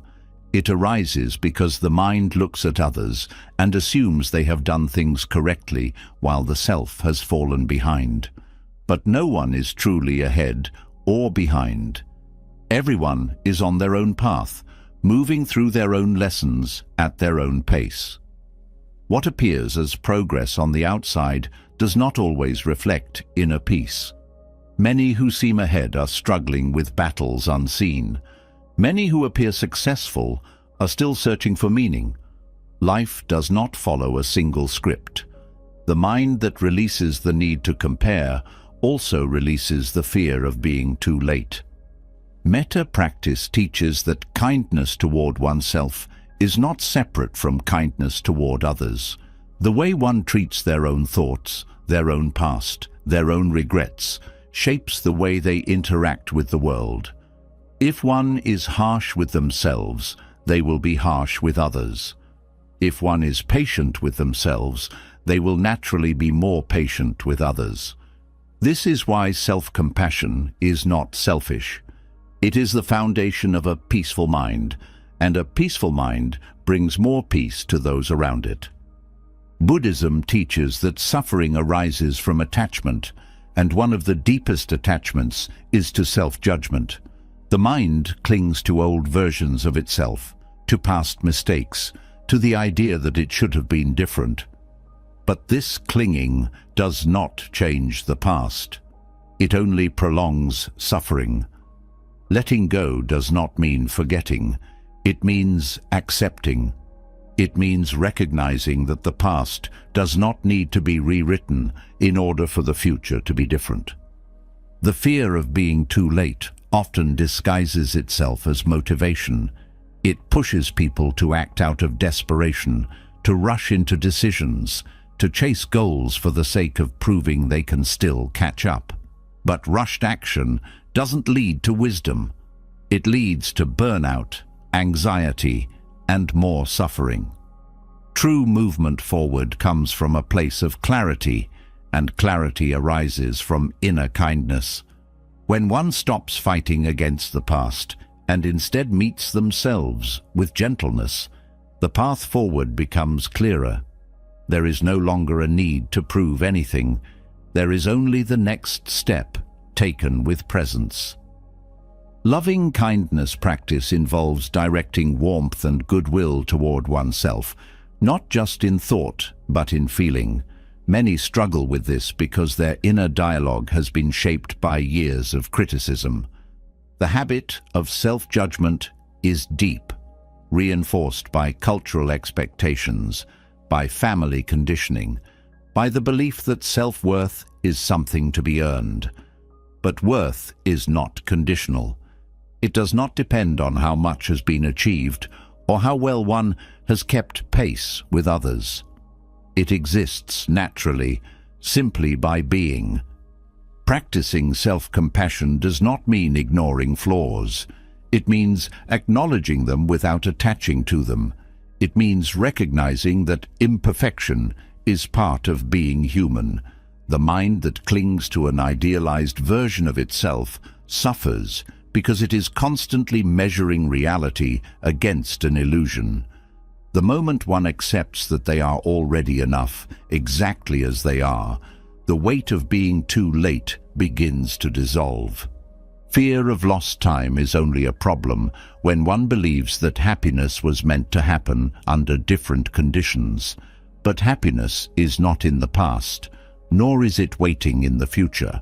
It is always available in the present, obscured only by the mind's insistence that something is missing. When one stops measuring life against imagined timelines, they begin to see the richness of what is already here. Many believe that regret is useful, that it helps prevent future mistakes. But regret, when held too tightly, only creates more suffering. Reflection is valuable, but dwelling on what should have been is wasted energy. The present moment is always the point of power. The person who stops punishing themselves for the past will move forward with far more clarity than the person who carries self-reproach like a burden. Metta is not just a concept. It is a practice. It is something that must be cultivated again and again until it becomes the natural way of relating to oneself. Every time the mind begins to spiral into thoughts of being too late, of having wasted years, of not being enough, there is an opportunity to shift. There is an opportunity to replace judgment with kindness, criticism with understanding. Over time, this practice rewires the way one sees themselves. It replaces the habit of regret with the habit of presence. It transforms suffering into peace. Letting go of the fear of being too late does not mean ignoring goals or abandoning dreams. It means pursuing them without the weight of self-judgment. It means allowing life to unfold without the constant thought that it should have happened differently. It means trusting that where one is right now is exactly where they need to be. The suffering of feeling behind is not about time. It is about perspective. When one stops seeing life as something that should have followed a different course and instead embraces it as it is, the feeling of being too late disappears. What remains is the freedom to begin, not from a place of regret, but from a place of deep acceptance. The practice of self-compassion is not indulgence. It is the foundation of transformation. A mind at war with itself cannot move forward with peace. A mind that meets itself with kindness will always find the strength to continue. The past does not define the future. Time is not running out. The only thing that ever truly matters is how one meets this moment, with judgment or with love. The choice is always present, and in that choice, there is always freedom. Meeting oneself with compassion dissolves the illusion of being too late, yet another layer of suffering remains, the pressure to conform to an invisible timeline set by society. Even after releasing self-judgment, the mind still clings to expectations imposed from the outside. The belief that success, happiness and fulfillment must come in a specific order by a certain age creates unnecessary suffering. This timeline is not natural. It is not universal. It is a construct shaped by cultural conditioning, reinforced by comparison, and driven by the ego's need for validation. Buddhism offers a radical freedom from this burden through the concept of anatta, or non-self. The belief in a fixed identity, the idea of a permanent separate self that must achieve specific things to be complete, is one of the deepest illusions. The ego, which constructs a story of who one is and how life should unfold, is the very thing that fuels suffering. Letting go of this story is not a loss. It is liberation. It removes the pressure to meet external expectations and allows life to unfold naturally, without fear of judgment or failure. Society operates on expectations. People are taught that their worth is measured by milestones, education, career, relationships, status. There is an unspoken pressure to follow this path in a linear way. Those who deviate, who take longer, who choose differently, often feel out of place. They believe they are behind. But behind what? The standard they compare themselves to is arbitrary. It was created by collective conditioning, not by truth. Different cultures have different expectations. Different eras have different values. What is seen as success in one place is meaningless in another. The fear of falling behind is not based on reality, but on attachment to an illusion of how life should be. Anatta teaches that the self is not fixed. It is not a solid entity moving through life with a single purpose. It is fluid, changing with each experience. The idea that one must fit into a predetermined mold ignores this truth. People cling to identities, student, professional, spouse, parent, as if these labels define them. But these roles are temporary. They shift, evolve, and sometimes disappear. The suffering of feeling inadequate arises when one attaches too strongly to these roles, believing that deviation from them is failure. Letting go of the ego's timeline does not mean abandoning goals. It means seeing that goals are not tied to identity. A person is not less because they have not achieved what others expect. A person is not more because they meet societal standards. These measures are illusions. Real fulfillment does not come from meeting expectations. It comes from alignment with one's true nature, which is beyond labels, beyond achievement, beyond the constant striving for validation. The ego fears irrelevance.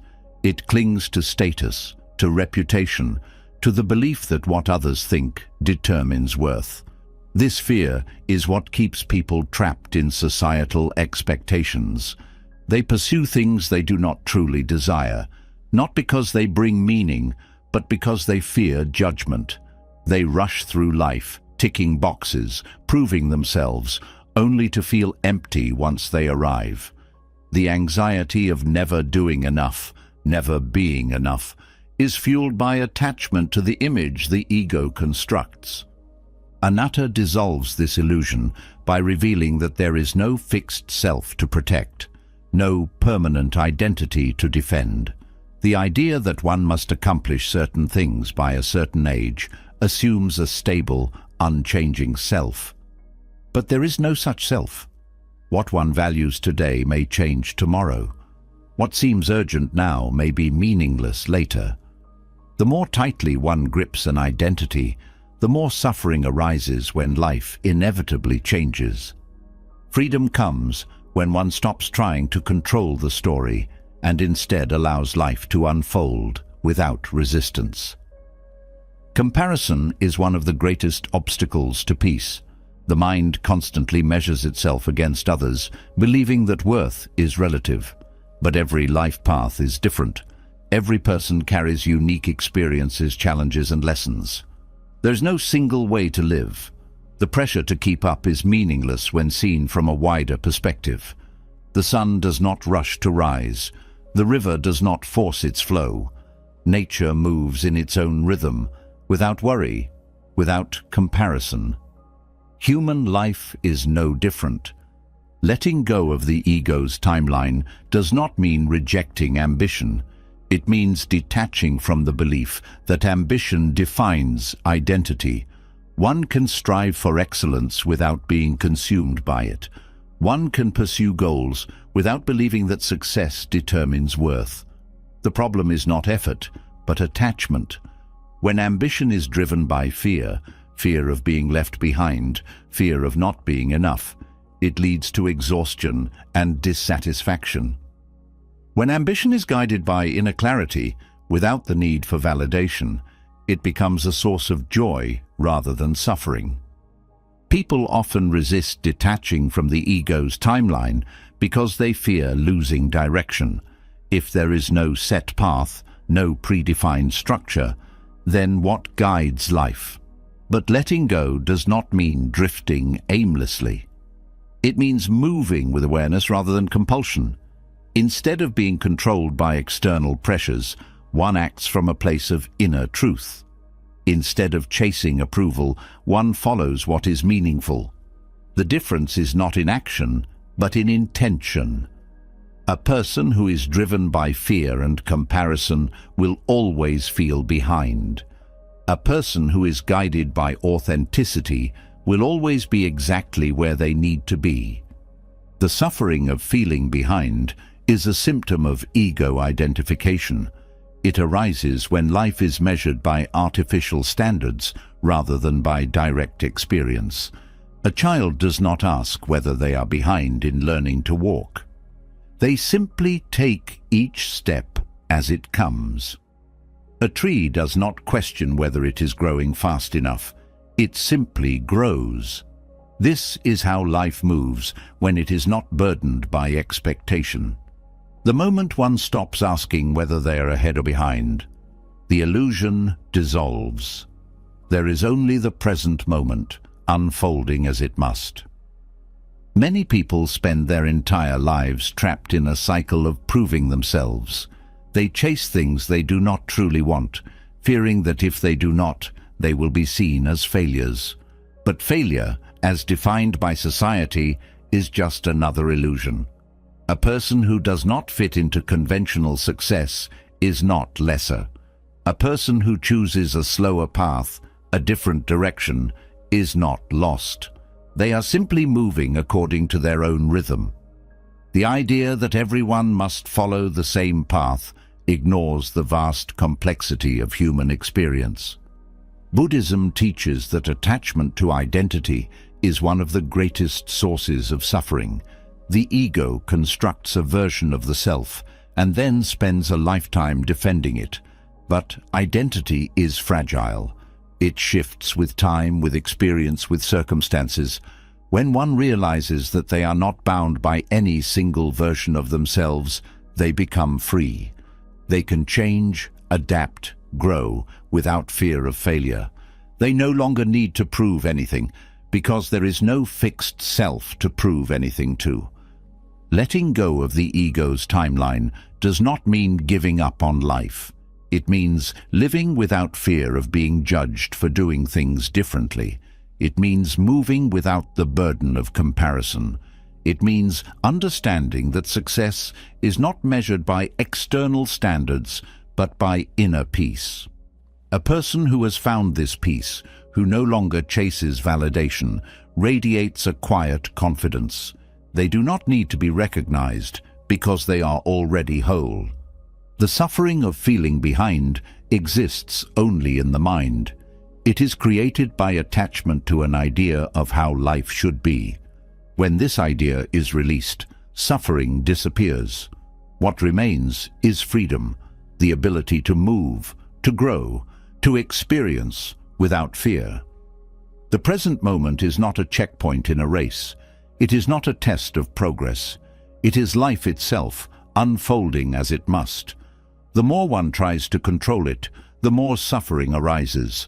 The more one allows it to be as it is, the more peace they find. Anatta teaches that there is no fixed self to protect, no permanent version of oneself to uphold. The mind resists this truth because it finds comfort in certainty.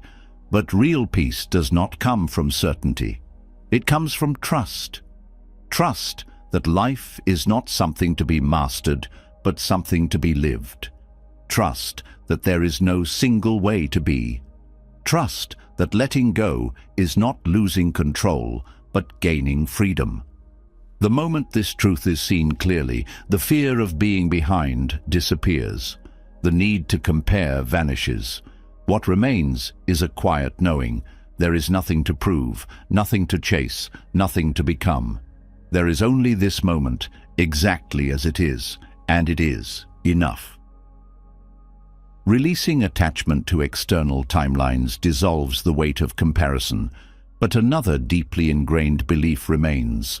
The idea that life moves in a straight line, that progress is measured in clear steps, and that any deviation from the expected path means starting over. The fear of having to begin again paralyzes many, creating hesitation, regret, and self-doubt. It convinces people that their efforts have been wasted, that time has been lost, and that their mistakes have set them back. But this belief is built on a false premise. Buddhism challenges the illusion of linear progress, revealing that nothing is ever truly lost, and no one ever truly starts over.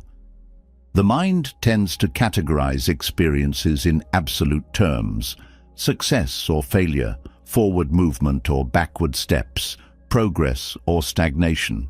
It constructs a rigid map of how life should unfold, assuming that each milestone must lead smoothly to the next. When reality does not match these expectations, suffering arises. If a goal is not reached in time, if a path is interrupted, if circumstances change unexpectedly, the mind assumes that progress has been erased. But this is an illusion. No experience is ever undone. No lesson is ever lost. The journey continues, even when it appears to be standing still. The concept of anicca, or impermanence, teaches that everything is in motion. Life is not a series of fixed checkpoints, but a fluid unfolding. The idea of starting over assumes that something has been reset, that what was before has disappeared. But nothing disappears. Every moment carries forward the weight of experience, the depth of understanding, and the unseen growth that has taken place. Even in what seems like failure, something has shifted. Even in what appears to be regression, wisdom has accumulated. The path does not restart, it transforms. The illusion of linear progress is deeply conditioned. Society reinforces the idea that success follows a clear trajectory: education, career advancement, relationships, financial stability. When life deviates from this pattern, the mind panics. It assumes that setbacks mean returning to square one, as if everything gained before has been erased. But experience is not like a staircase that can be fallen down. It is more like a river, always flowing, always carrying forward the past, even when it seems to change direction. One of the greatest causes of suffering is the belief that a wrong turn requires beginning again. This belief traps people in hesitation, making them afraid to take risks or explore new paths. They fear that if they step away from what they have built, all will be lost. But nothing is lost. Every skill developed, every insight gained, every challenge endured continues to shape the present. The lessons remain, even when the external structures change. A person who shifts careers does not discard the wisdom of their past work. A person who ends a relationship does not erase the depth of what was learned. A person who takes a different path in life does not abandon everything that came before. The fear of starting over is not fear of effort, it is fear of losing meaning.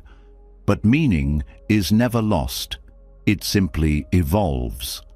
The mind fixates on destinations, believing that once a goal is reached, stability follows. But goals are temporary. Success is not a permanent state. No matter how much is achieved, circumstances will continue to shift. The belief that progress must always move forward in a straight line ignores the reality of impermanence. The person who resists this truth will suffer when life inevitably disrupts their plans. The person who embraces it will move with ease, knowing that no path is wasted, no detour is meaningless, and no effort disappears. People often resist change because they fear the loss of identity. They believe that if they take a different direction, they will become someone else, that everything they have built will be forgotten. But identity is not fixed. The person one was 10 years ago is not the person they are today. Growth is not a single path, but a constant unfolding. The need to define oneself through external achievements creates the illusion that progress is measurable. But real progress is not something that can be counted. It is not defined by titles, wealth, or status. It is found in awareness, in the deepening of understanding, in the ability to move through life without fear of change. The illusion of starting over creates unnecessary suffering. It convinces people that they have fallen behind, that they must catch up, that they have wasted time. But time is not wasted when it is lived fully. Every experience, even those that seem like mistakes, contribute to growth. The mind that regrets the past does not see that even in its difficulties, something valuable was gained. The wisdom that exists now would not exist without everything that came before. The fear of beginning again is only fear of the unknown. But the unknown is always present. It is not a reset. It is simply the next step. Buddhism teaches that attachment to fixed outcomes creates suffering. The desire for certainty, for a predictable path, leads to anxiety. The moment something disrupts expectations, the mind resists, struggling against reality. But reality does not move in a straight line. It moves in waves, in cycles, in rhythms beyond human control. The belief that life must be linear is what creates distress. The truth is that no one starts over because no moment is disconnected from the ones before it. Every effort remains.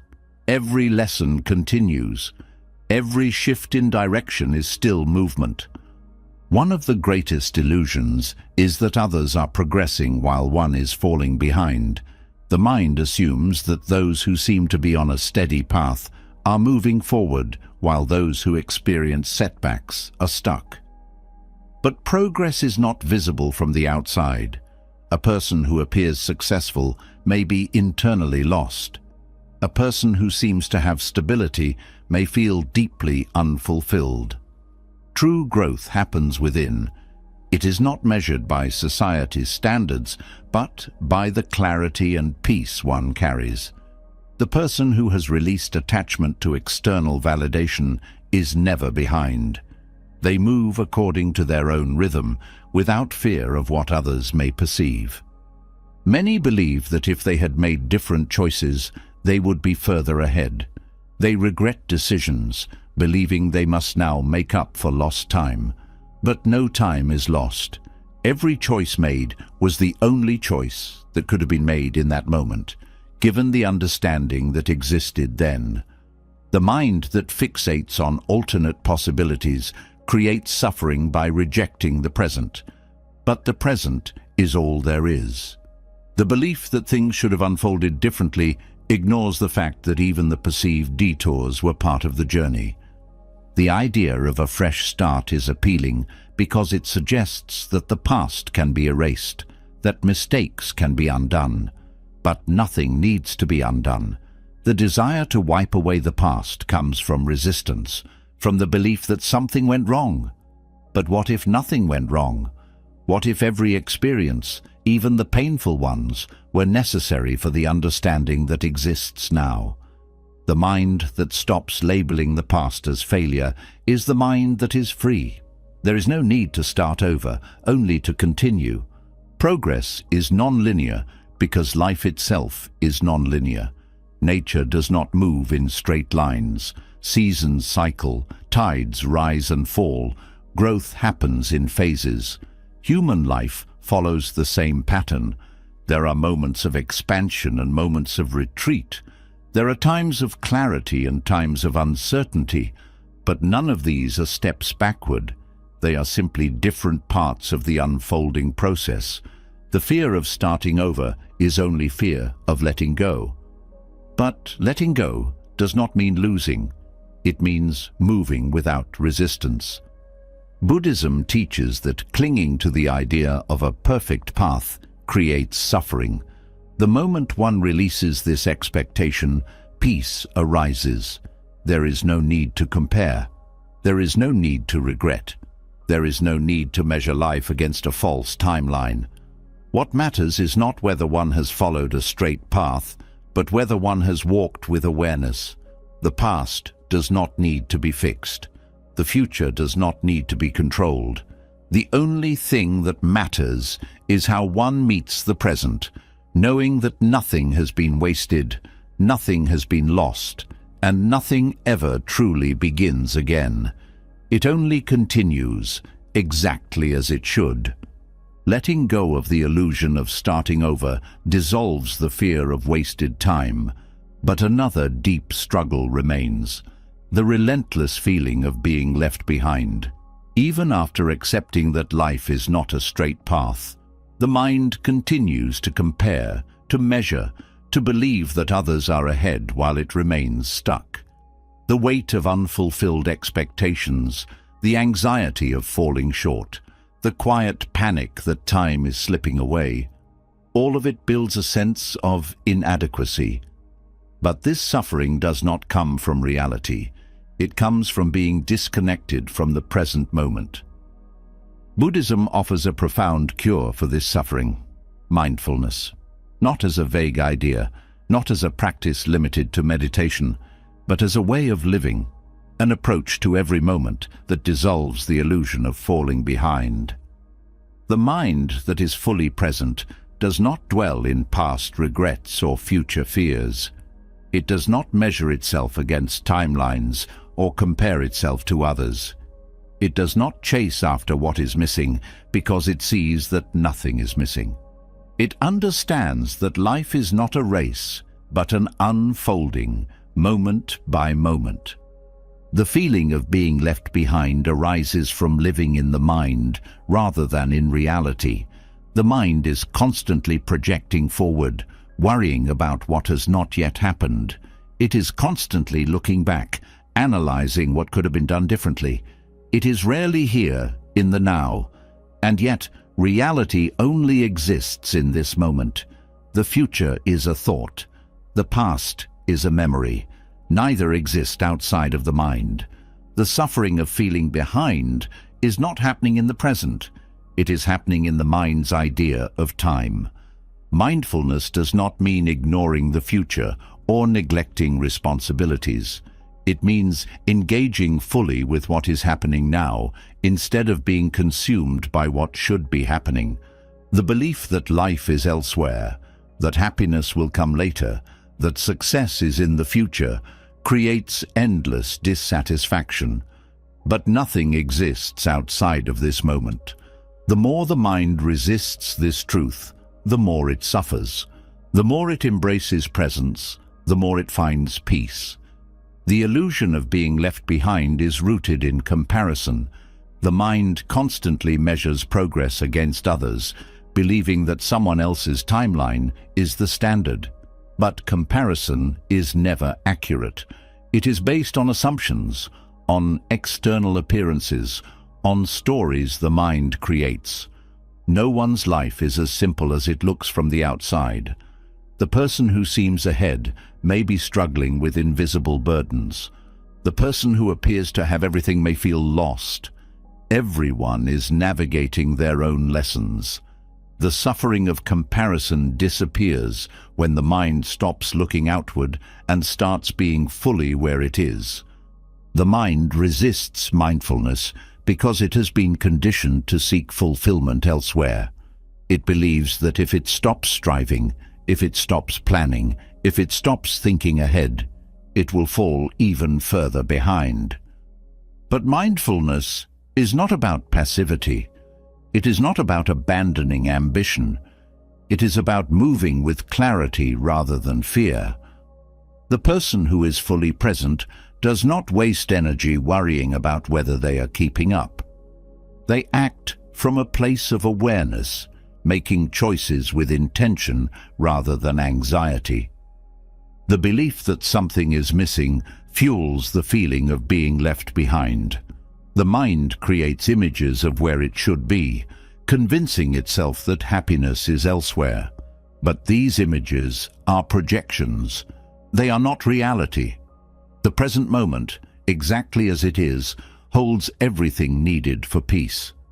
The suffering of inadequacy disappears when the mind stops chasing after a different version of life and starts fully engaging with what is here. Mindfulness does not mean suppressing thoughts or emotions. It means seeing them clearly, without attachment. The feeling of being left behind is just that, a feeling. It is not truth. It is not evidence of failure. It is a passing thought, created by mental habits, reinforced by years of conditioning. When seen with awareness, it loses its power. It is no longer something to believe in.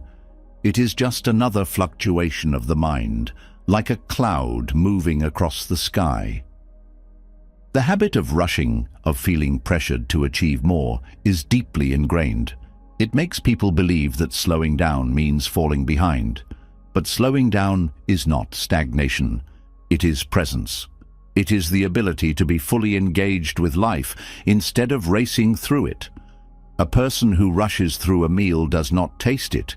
A person who hurries through an experience does not feel it. A person who is always thinking about the future is not living. The fear of falling behind keeps people from realizing that they have never truly been here. One of the greatest gifts of mindfulness is that it removes the need to prove anything. A person who is present does not need validation. They do not need to check their progress against others. They do not need to constantly measure whether they are ahead or behind. They are simply here, doing what needs to be done, without the weight of comparison. This is freedom. The mind that stops resisting the present moment is no longer trapped in the illusion of lacking something. Mindfulness teaches that success is not a destination. Happiness is not something to be reached. Peace is not waiting in the future. Everything one seeks is already here, obscured only by the mind's insistence that it must be found elsewhere. The feeling of being left behind dissolves when one stops believing that life should be different than it is. When one stops chasing, what was being sought is revealed. It was never missing. It was only overlooked. The suffering of feeling behind is self-created. It is not a fact. It is a perspective. The person who feels behind is caught in a mental story, not in reality. The way out of this suffering is not to catch up, but to wake up. It is to see that there is no race, no finish line, no perfect timeline to follow. Life is not about being ahead or behind. It is about being. When this truth is fully realized, the illusion disappears. What remains is presence, clarity, and the deep peace of knowing that nothing was ever missing. The mind that is fully here does not suffer over where it should be. It does not fear time running out. It does not measure itself against external expectations. It simply exists, awake and engaged, responding to life as it unfolds. This is the ultimate cure for feeling left behind. It is not about doing more. It is not about achieving faster. It is about seeing clearly that there is nothing to chase, nothing to prove, nothing to fear. The only thing that ever needed to happen is happening now, and in this moment, all is complete. Letting go of the feeling of being left behind brings clarity, but another deeply ingrained habit remains: the belief that the harder one pushes, the faster they will arrive. The mind is conditioned to equate effort with success, to believe that struggle is proof of progress, that anything worth having must be fought for. This belief creates exhaustion, frustration, and resistance. It convinces people that if they are not constantly forcing themselves forward, they are falling behind. But Buddhism and Taoism both reveal a deeper truth. Real progress does not come from force, it comes from flow. The concept of Wu Wei, or effortless action, teaches that forcing progress is the very thing that prevents it. Struggle arises when the mind resists reality, when it fights against the natural rhythm of life. People chase outcomes, believing that if they do not push, they will never get what they want. But pushing harder does not always bring results. In many cases, it creates more obstacles. A person who forces their way through a situation often creates unnecessary friction. A person who moves in harmony with circumstances, who acts without attachment, finds that things unfold with ease. Effortless action is not laziness. It is not inaction. It is acting without resistance, without desperation, without the grasping that leads to suffering. The mind assumes that slowing down, letting go, and allowing things to unfold means giving up control. But control itself is an illusion. No matter how much effort is applied, some things will not happen on demand. Growth doesn't occur by force. A tree doesn't stretch itself taller through effort. A river doesn't force itself to flow. Nature moves in alignment with what is. Human life is no different. The person who understands this moves with clarity rather than tension. They act when action is needed, rest when rest is necessary, and do not waste energy forcing what does not move. Wu Wei does not mean passivity. It does not mean abandoning ambition. It means aligning with the natural current rather than swimming against it. A person who forces relationships, careers, or personal growth to happen faster than their natural rhythm will feel exhausted and unfulfilled. But a person who moves in harmony with life will find that everything unfolds in its own time. Forcing things to happen is rooted in fear. The fear of lack, the fear of failure, the fear that life will not provide unless it is controlled. But fear creates resistance, and resistance prevents flow. When one stops forcing, things begin to move naturally. Many people believe that suffering is necessary for success. They believe that struggle is proof of effort, but suffering does not guarantee progress. It often signals misalignment. The belief that one must endure constant stress to achieve something only reinforces unnecessary pain. Success does not require exhaustion. It requires clarity. Clarity comes when one is not blinded by the need to prove themselves, when one acts with awareness rather than panic. A person who operates from fear is never at peace, no matter how much they achieve. A person who moves with ease is fulfilled, regardless of what they gain. Forcing outcomes creates pressure. Pressure creates stress. Stress clouds judgment. A person who is constantly pushing forward is not moving with wisdom. They are reacting out of anxiety. They are chasing something that will never feel like enough. The moment one steps back, releases attachment, and acts from a place of presence, life begins to unfold differently. The energy of desperation is replaced with the energy of trust.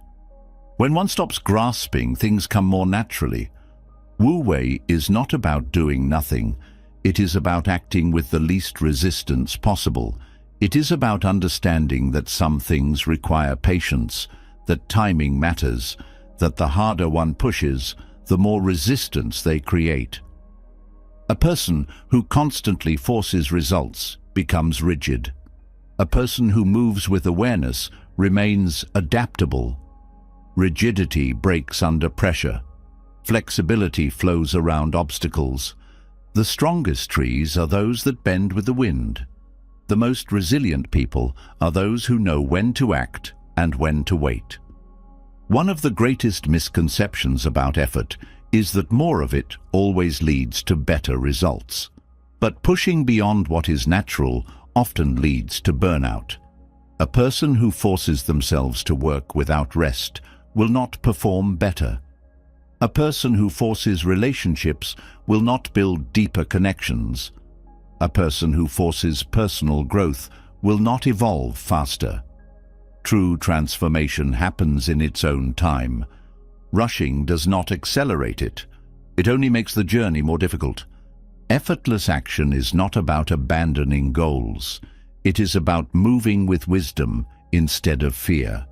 A person who trusts the process does not need to panic. They do not rush decisions. They do not force opportunities. They recognize when it's time to act and when it's time to allow things to unfold. This is not weakness. It is mastery. It is the ability to see clearly rather than react impulsively. The person who is always chasing is never truly present. The person who is aligned with the moment finds that everything happens at the right time. Resistance creates struggle.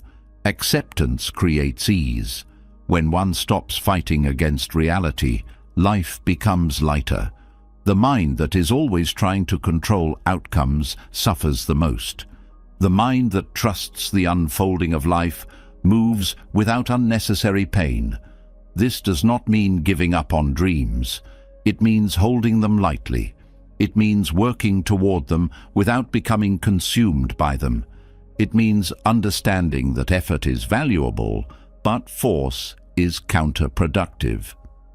Fear convinces people that without struggle, nothing will be achieved. But the greatest breakthroughs often come in moments of stillness. The best ideas emerge not in stress, but in calm. The deepest insights arise not in urgency, but in quiet. When the mind is too fixated on outcomes, it cannot see clearly. When it is at ease, solutions come naturally. Wu Wei teaches that acting from a place of balance brings more than acting from a place of desperation. A person who forces results might succeed temporarily, but will always feel unsettled. A person who moves with effortless action finds that success is not only external, but internal. Many resist this idea because they equate ease with complacency, but there is a difference between doing nothing and doing what is needed without excess struggle. Effort does not have to be painful. It does not have to be exhausting. It does not have to come from a place of self-doubt. The best athletes do not force their movements. They move with precision and flow. The best musicians do not strain. They let the music move through them. The most effective leaders do not control. They guide with wisdom. The mind that understands this principle is no longer caught in the trap of believing that more struggle equals more success. Forcing things to happen creates imbalance. A person who constantly pushes beyond their limits will eventually collapse. A person who understands their natural rhythm will sustain their efforts for longer. It is not about working harder. It is about working with awareness. The idea that one must prove their worth through exhaustion is a lie created by fear. Worth is not proven. It is realized. The person who knows their worth does not need to fight for it. They move with confidence, knowing that what is meant for them will come. They act when action is needed, but they do not force what is not ready. Wu Wei is the art of moving in harmony with life rather than against it. It is the wisdom of knowing when to step forward and when to step back. It is the practice of trusting that things will unfold as they should. It is the understanding that struggle is often a sign of misalignment. When one stops resisting, when one stops trying to force outcomes, when one simply moves with what is, everything becomes lighter. The fear of not doing enough fades. The need to prove disappears. What remains is clarity, peace, and the effortless unfolding of life as it was always meant to be. Letting go of control and embracing the flow of life dissolves much of the struggle, but another weight lingers: regret. Even after surrendering to effortless action, the mind still returns to the past, replaying mistakes, reliving decisions, and questioning whether things could have been different. Regret is one of the most persistent forms of suffering, trapping people in what-ifs and should-haves, making peace feel unreachable. Buddhist monks understand that regret is not a reflection of truth, but a creation of the mind. It arises not from the past itself, but from attachment to it. The practice of self-forgiveness and detachment from past mistakes is a path to freedom, not just for monks, but for anyone willing to let go. Regret is the belief that the past should have been different. It assumes that another choice, another action, another moment of awareness would have led to a better outcome. But the past cannot be changed. No amount of reflection can undo what has already happened. The suffering of regret does not come from events themselves, but from resistance to what is. The mind clings to its mistakes, refusing to accept them as part of the journey. But acceptance does not mean approval. It does not mean justifying harm or ignoring consequences. It means recognizing that what happened could not have happened any other way. The person who made those choices in the past was acting from their level of understanding at the time. Regret arises because the present self looks back with greater awareness, forgetting that this awareness did not exist before. Buddhist monks practice detachment from regret by understanding anicca, impermanence. Everything changes, including perception. The mind that condemns the past is not the same mind that existed when those choices were made.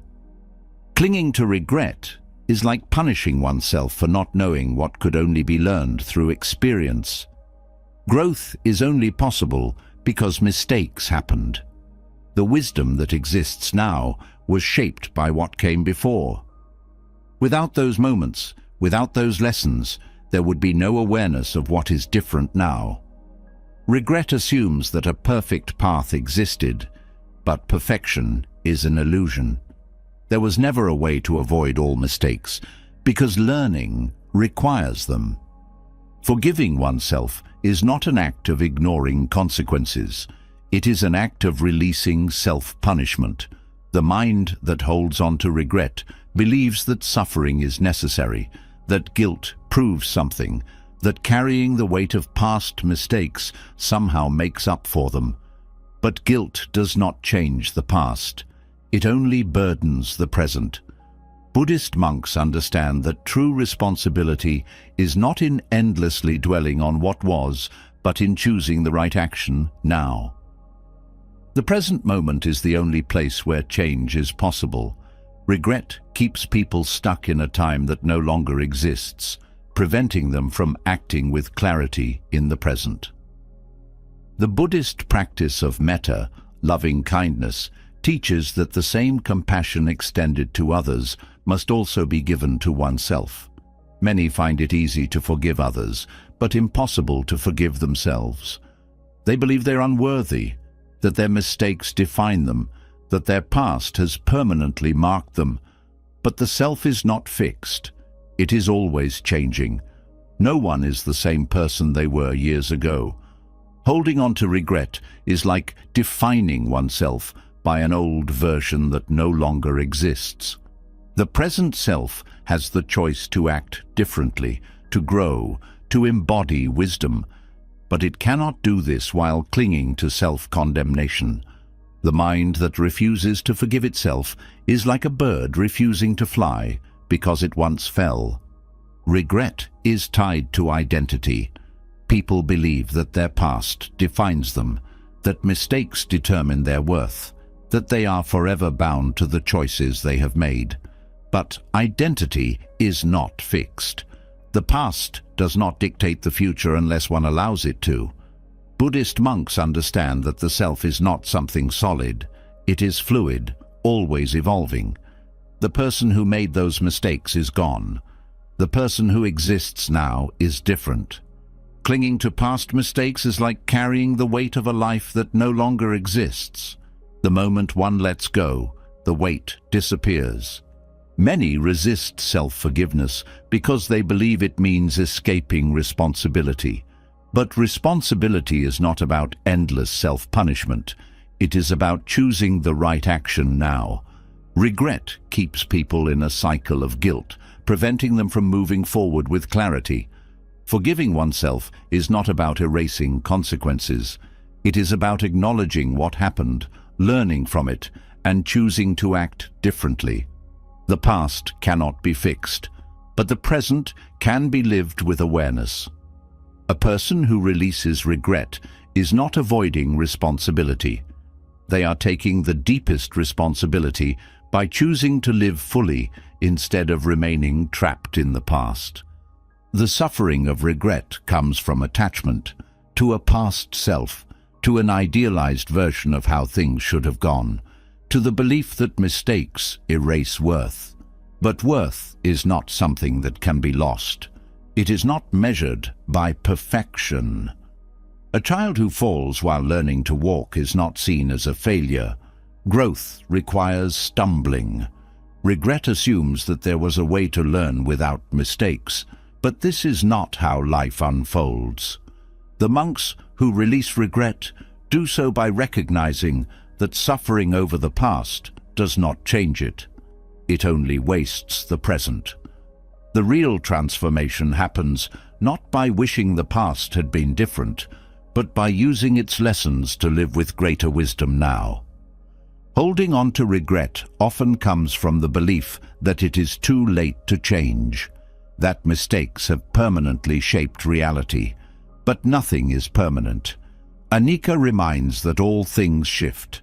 No matter what has happened, the present remains open. The past is only as limiting as the mind allows it to be. Buddhist monks do not see their past errors as chains. They see them as teachers. The lessons are carried forward, but the weight is not. The difference between regret and wisdom is attachment. Regret clings to what cannot be changed. Wisdom carries forward what was learned and moves lightly. Forgiving oneself is an act of courage. It requires releasing the comfort of self-blame, stepping beyond the familiar pain of regret, and choosing to see the past differently. Many hold on to regret because it is familiar. It becomes part of identity. The mind repeats its mistakes like a story that defines who they are. But stories can be rewritten. The past does not need to be denied, but it does not need to be a prison. Buddhist monks do not ignore their pasts. They acknowledge them fully, learn from them, and then let them go. They do not carry the weight into the present because they understand that the present is the only moment that matters. Some believe that without regret, they will repeat their mistakes, that releasing guilt will make them careless. But true awareness does not come from guilt. It comes from clarity. A person who is weighed down by regret is not thinking clearly. They are reacting to self-judgment rather than seeing what is. A person who has forgiven themselves can move with wisdom, choosing actions not out of fear, but out of understanding. Buddhist monks cultivate this clarity by not attaching to the past, by seeing mistakes not as permanent failures, but as part of the unfolding process of growth.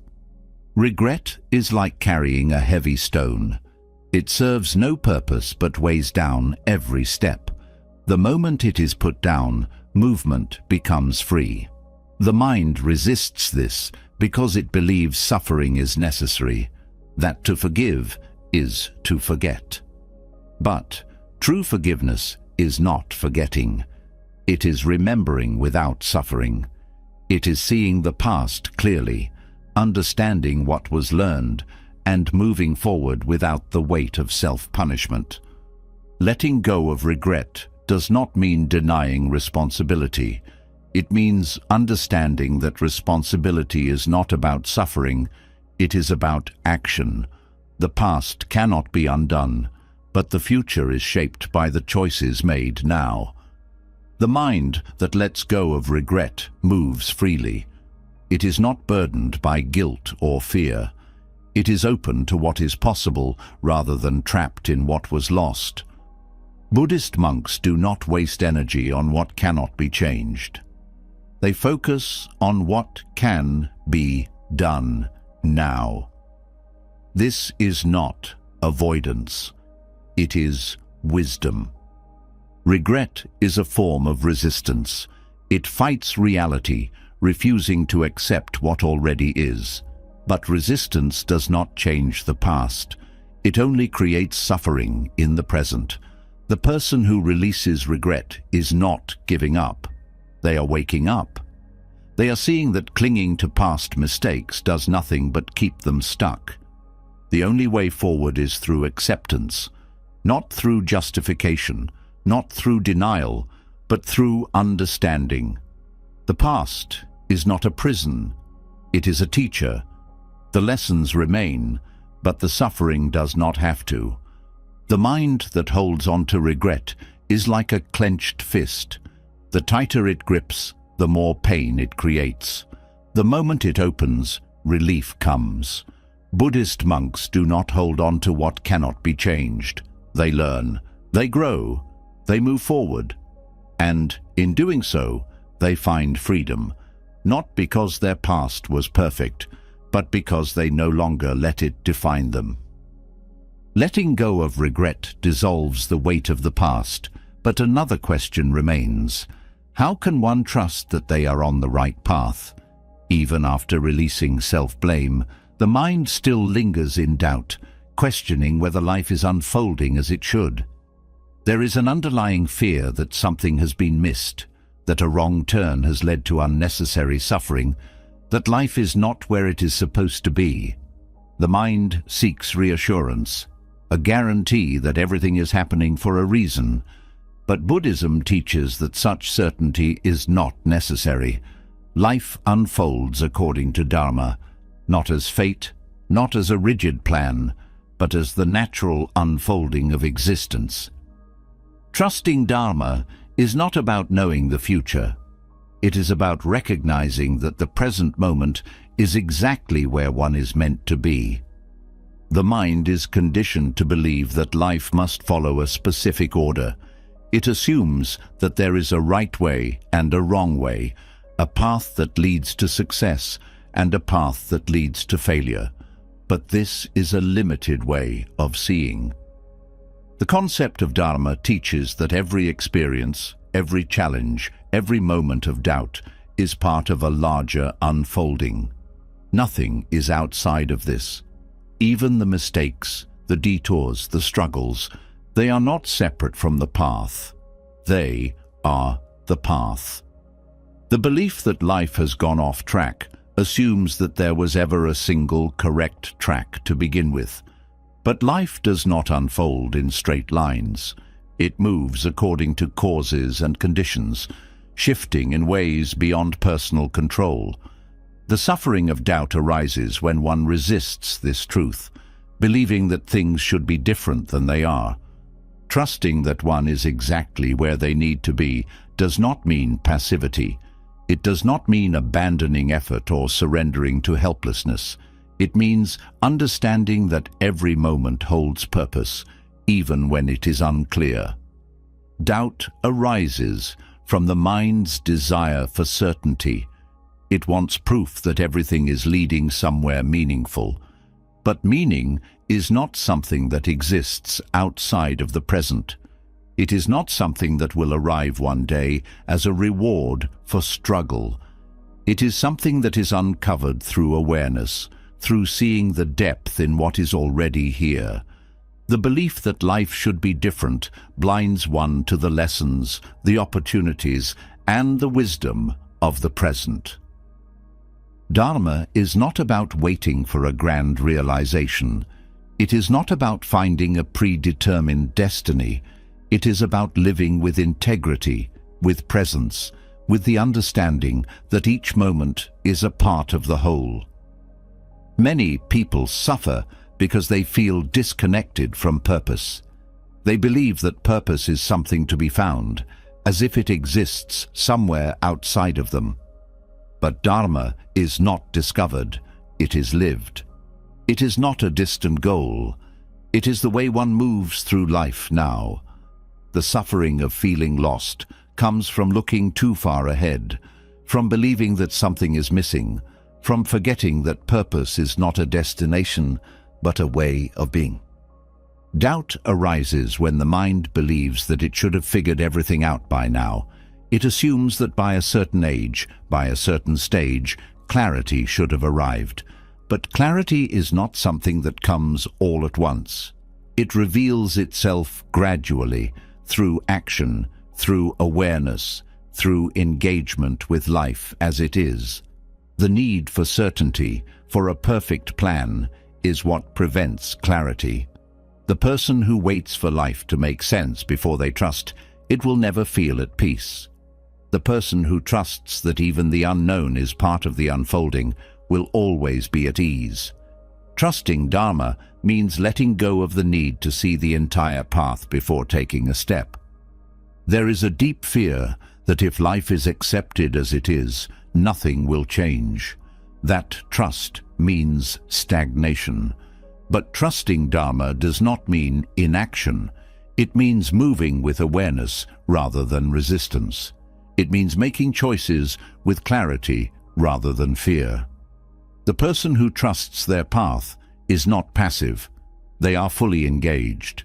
They do not waste energy on doubting every decision. They do not hesitate out of fear of making the wrong move. They act with presence, knowing that even mistakes are part of the unfolding. A person who believes they are lost will hesitate at every turn.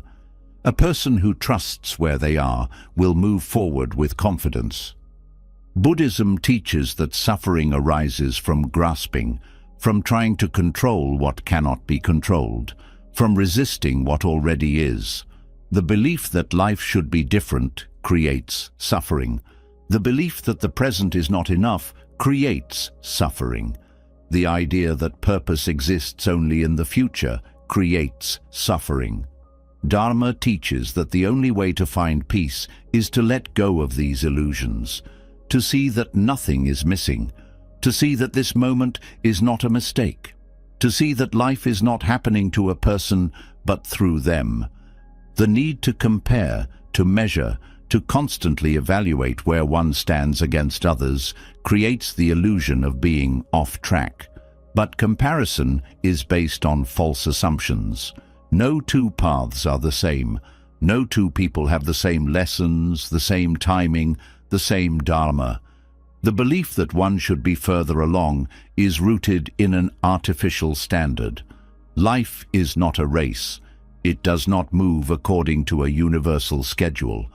Trusting Dharma means recognizing that everything is unfolding at the right pace, that nothing is delayed, that there is no such thing as being behind. Many people fear that they have wasted time, that they have spent too many years in the wrong place, doing the wrong things. But Dharma does not waste anything. Even the moments that seemed aimless were part of the journey. Even the mistakes were teachers. The suffering of believing that time was lost is based on a misunderstanding. Nothing was lost. Every experience shaped the awareness that exists now. The person who regrets their past is not seeing clearly. They are judging themselves from a place of hindsight, forgetting that those moments were necessary for the growth that has occurred. The mind creates stories of what life should have been. It assumes that another path would have led to greater fulfillment. But this is illusion. The idea that one could have chosen better assumes that there was a better choice. But how could there have been? The person making decisions in the past was doing so with the understanding they had at the time. They could not have acted differently. The mind that now sees things differently only sees them that way because of the experiences that came before. Trusting Dharma means understanding that nothing was wasted, that even what felt like detours were still part of the path. Dharma is not a set plan. It is not a fixed purpose assigned at birth.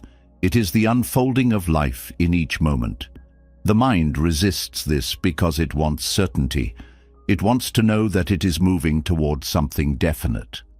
But the search for certainty is what creates anxiety. The person who needs to know everything before they trust will always feel restless. The person who trusts that each step is enough will always feel at peace. Life does not need to be mapped out in advance to be meaningful. The path is created through walking it. There is a deep tendency to believe that if life is not currently how one wants it to be, something has gone wrong. But this assumes that happiness is only found in certain conditions. It assumes that fulfillment comes only when things look a certain way. But Buddhism teaches that peace is available now. It is not waiting at the end of struggle. It is not the result of finally figuring everything out. It is here, in this moment, when one stops resisting it. The mind that believes it must first reach some future point before it can be at ease is trapped in illusion. Dharma is not something to be reached. It is something to be lived. Trusting Dharma means understanding that every experience is part of the journey, that even uncertainty is a necessary phase, that not knowing is not failure, but part of the process. The fear of being lost disappears when one stops needing to be certain. The need for reassurance fades when one stops doubting that life is exactly as it should be. The person who trusts their path does not need external validation. They do not need proof that things will work out. They move forward not because they have guarantees, but because they understand that everything is unfolding as it must. The suffering of doubt, of hesitation, of feeling out of place is not caused by life itself. It is caused by resistance to life. The belief that one must be somewhere else, someone else, living some other reality, creates suffering. The moment this belief is released, peace arises. Nothing needs to be fixed. Nothing needs to be forced. Dharma is not found by chasing something outside of oneself. It is found in the quiet realization that this moment, exactly as it is, holds everything. That where one stands now is not a mistake. That nothing has been lost. That life is not waiting to begin. It is already happening, right here, right now, exactly as it should. Trusting that life is unfolding as it should brings deep relief, but another struggle remains: speed. The mind, conditioned by urgency, still believes that progress must happen quickly. It equates movement with worth, pace with success, and acceleration with achievement. Even after accepting that the path is unfolding naturally, there is still a lingering tension, a whisper that says things should be happening faster. But this belief is rooted in illusion. True awakening is not rushed. The deepest transformations do not happen through speed, but through stillness. The greatest wisdom is not found in reaching more milestones, but in sinking fully into what already is. Slowness is not stagnation. It is not delay. It is the space where real growth happens. The world moves quickly, pressuring people to keep up.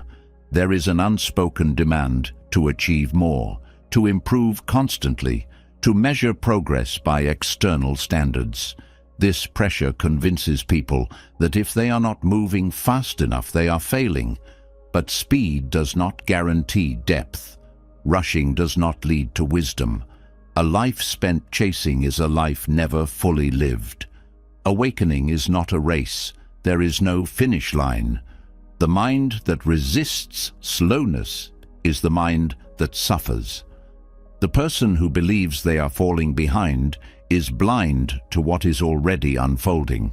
The belief that things must happen at a certain pace is an artificial construct. There is no universal timeline. Everything is moving at exactly the speed it needs to. The greatest insights arise in stillness. The moments of deep understanding, of real clarity, do not come when one is rushing from task to task. They come in quiet.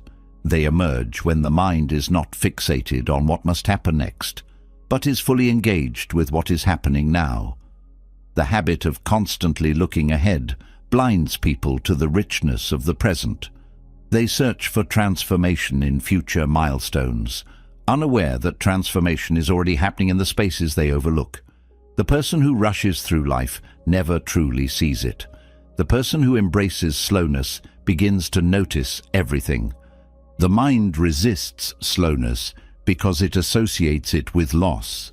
It fears that if it stops, it will be left behind, that if it does not keep moving, others will surpass it. But comparison is an illusion. No two paths are the same. No two awakenings unfold in identical ways. The belief that speed equals progress assumes that there is a final destination to reach. But there is no arrival point in awakening. There is only deeper unfolding. Rushing does not bring clarity faster. It often prevents it. The greatest teachers throughout history did not find wisdom through endless striving. They found it in stillness, in quiet reflection, in allowing understanding to arise naturally rather than forcing it.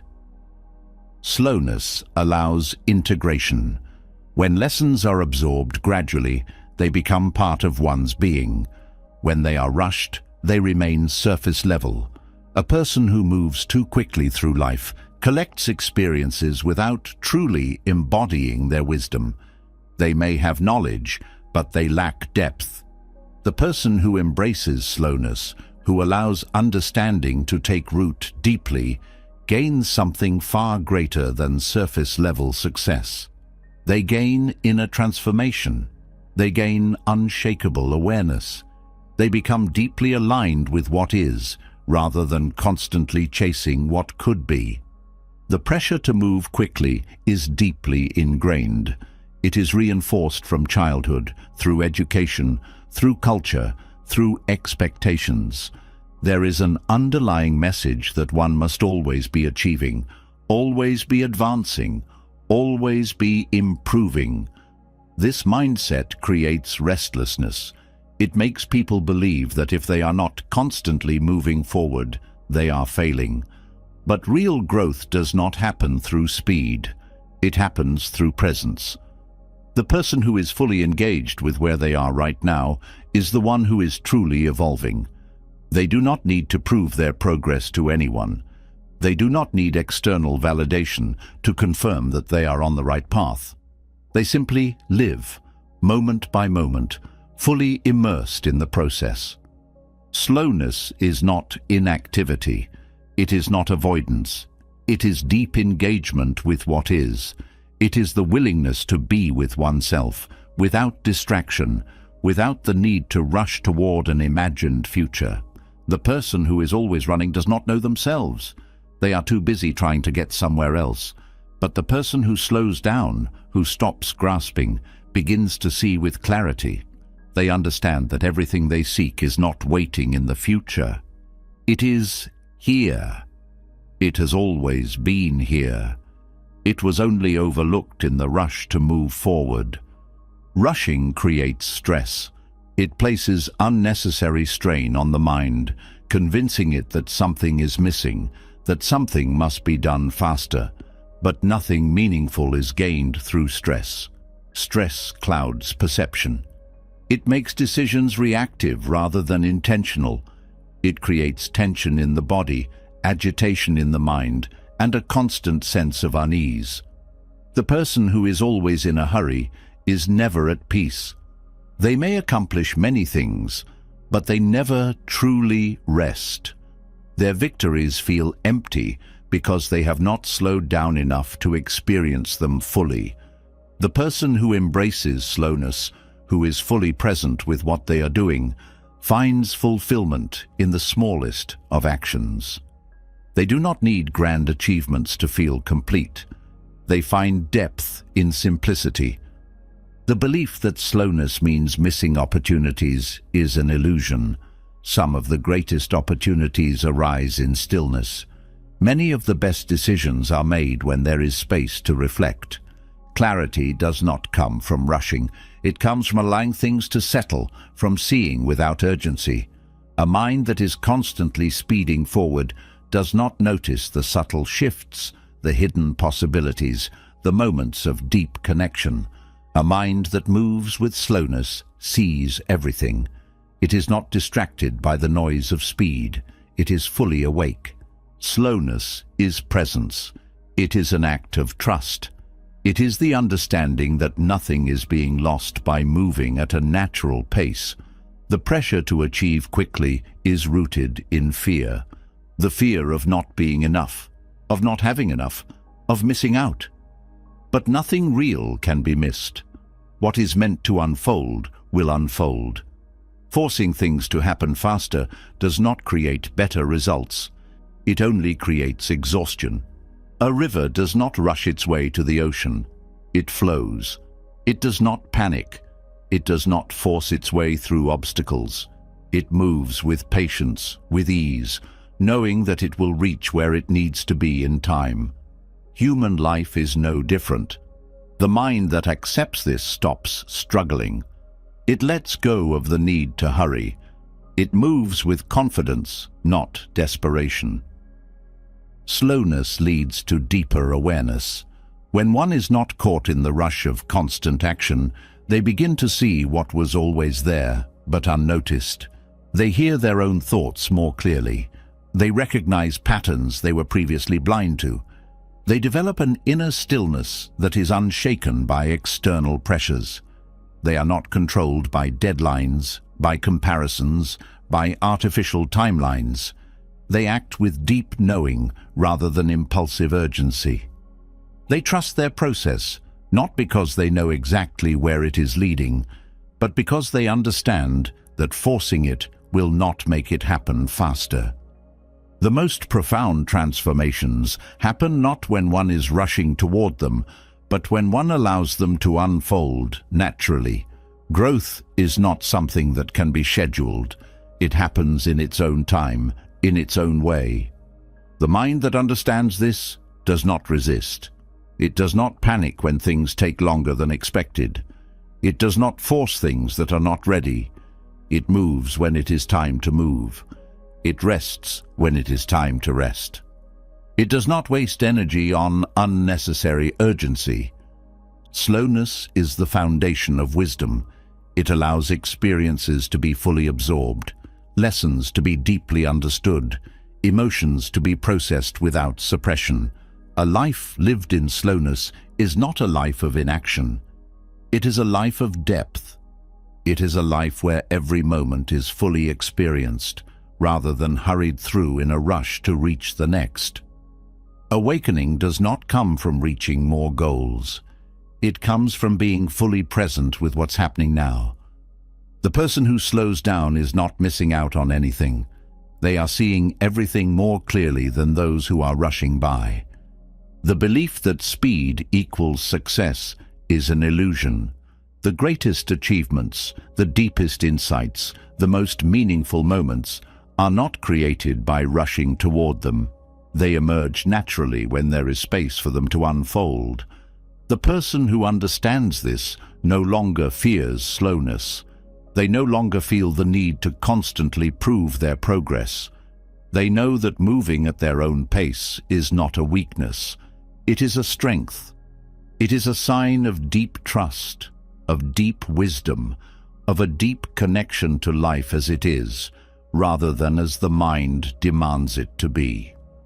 Slowing down dissolves the illusion of urgency, but another fear lingers beneath the surface, the fear of running out of time. Even after accepting that life unfolds at its own pace, the mind still clings to the idea that time is slipping away. The belief that it might be too late, that there is not enough time left, that opportunities have passed, weighs heavily. This fear is one of the deepest sources of suffering, creating anxiety about the future and regret about the past. Buddhism addresses this fear directly through Maranasati, the practice of death awareness. This is not a morbid fixation, nor is it about fearing the end.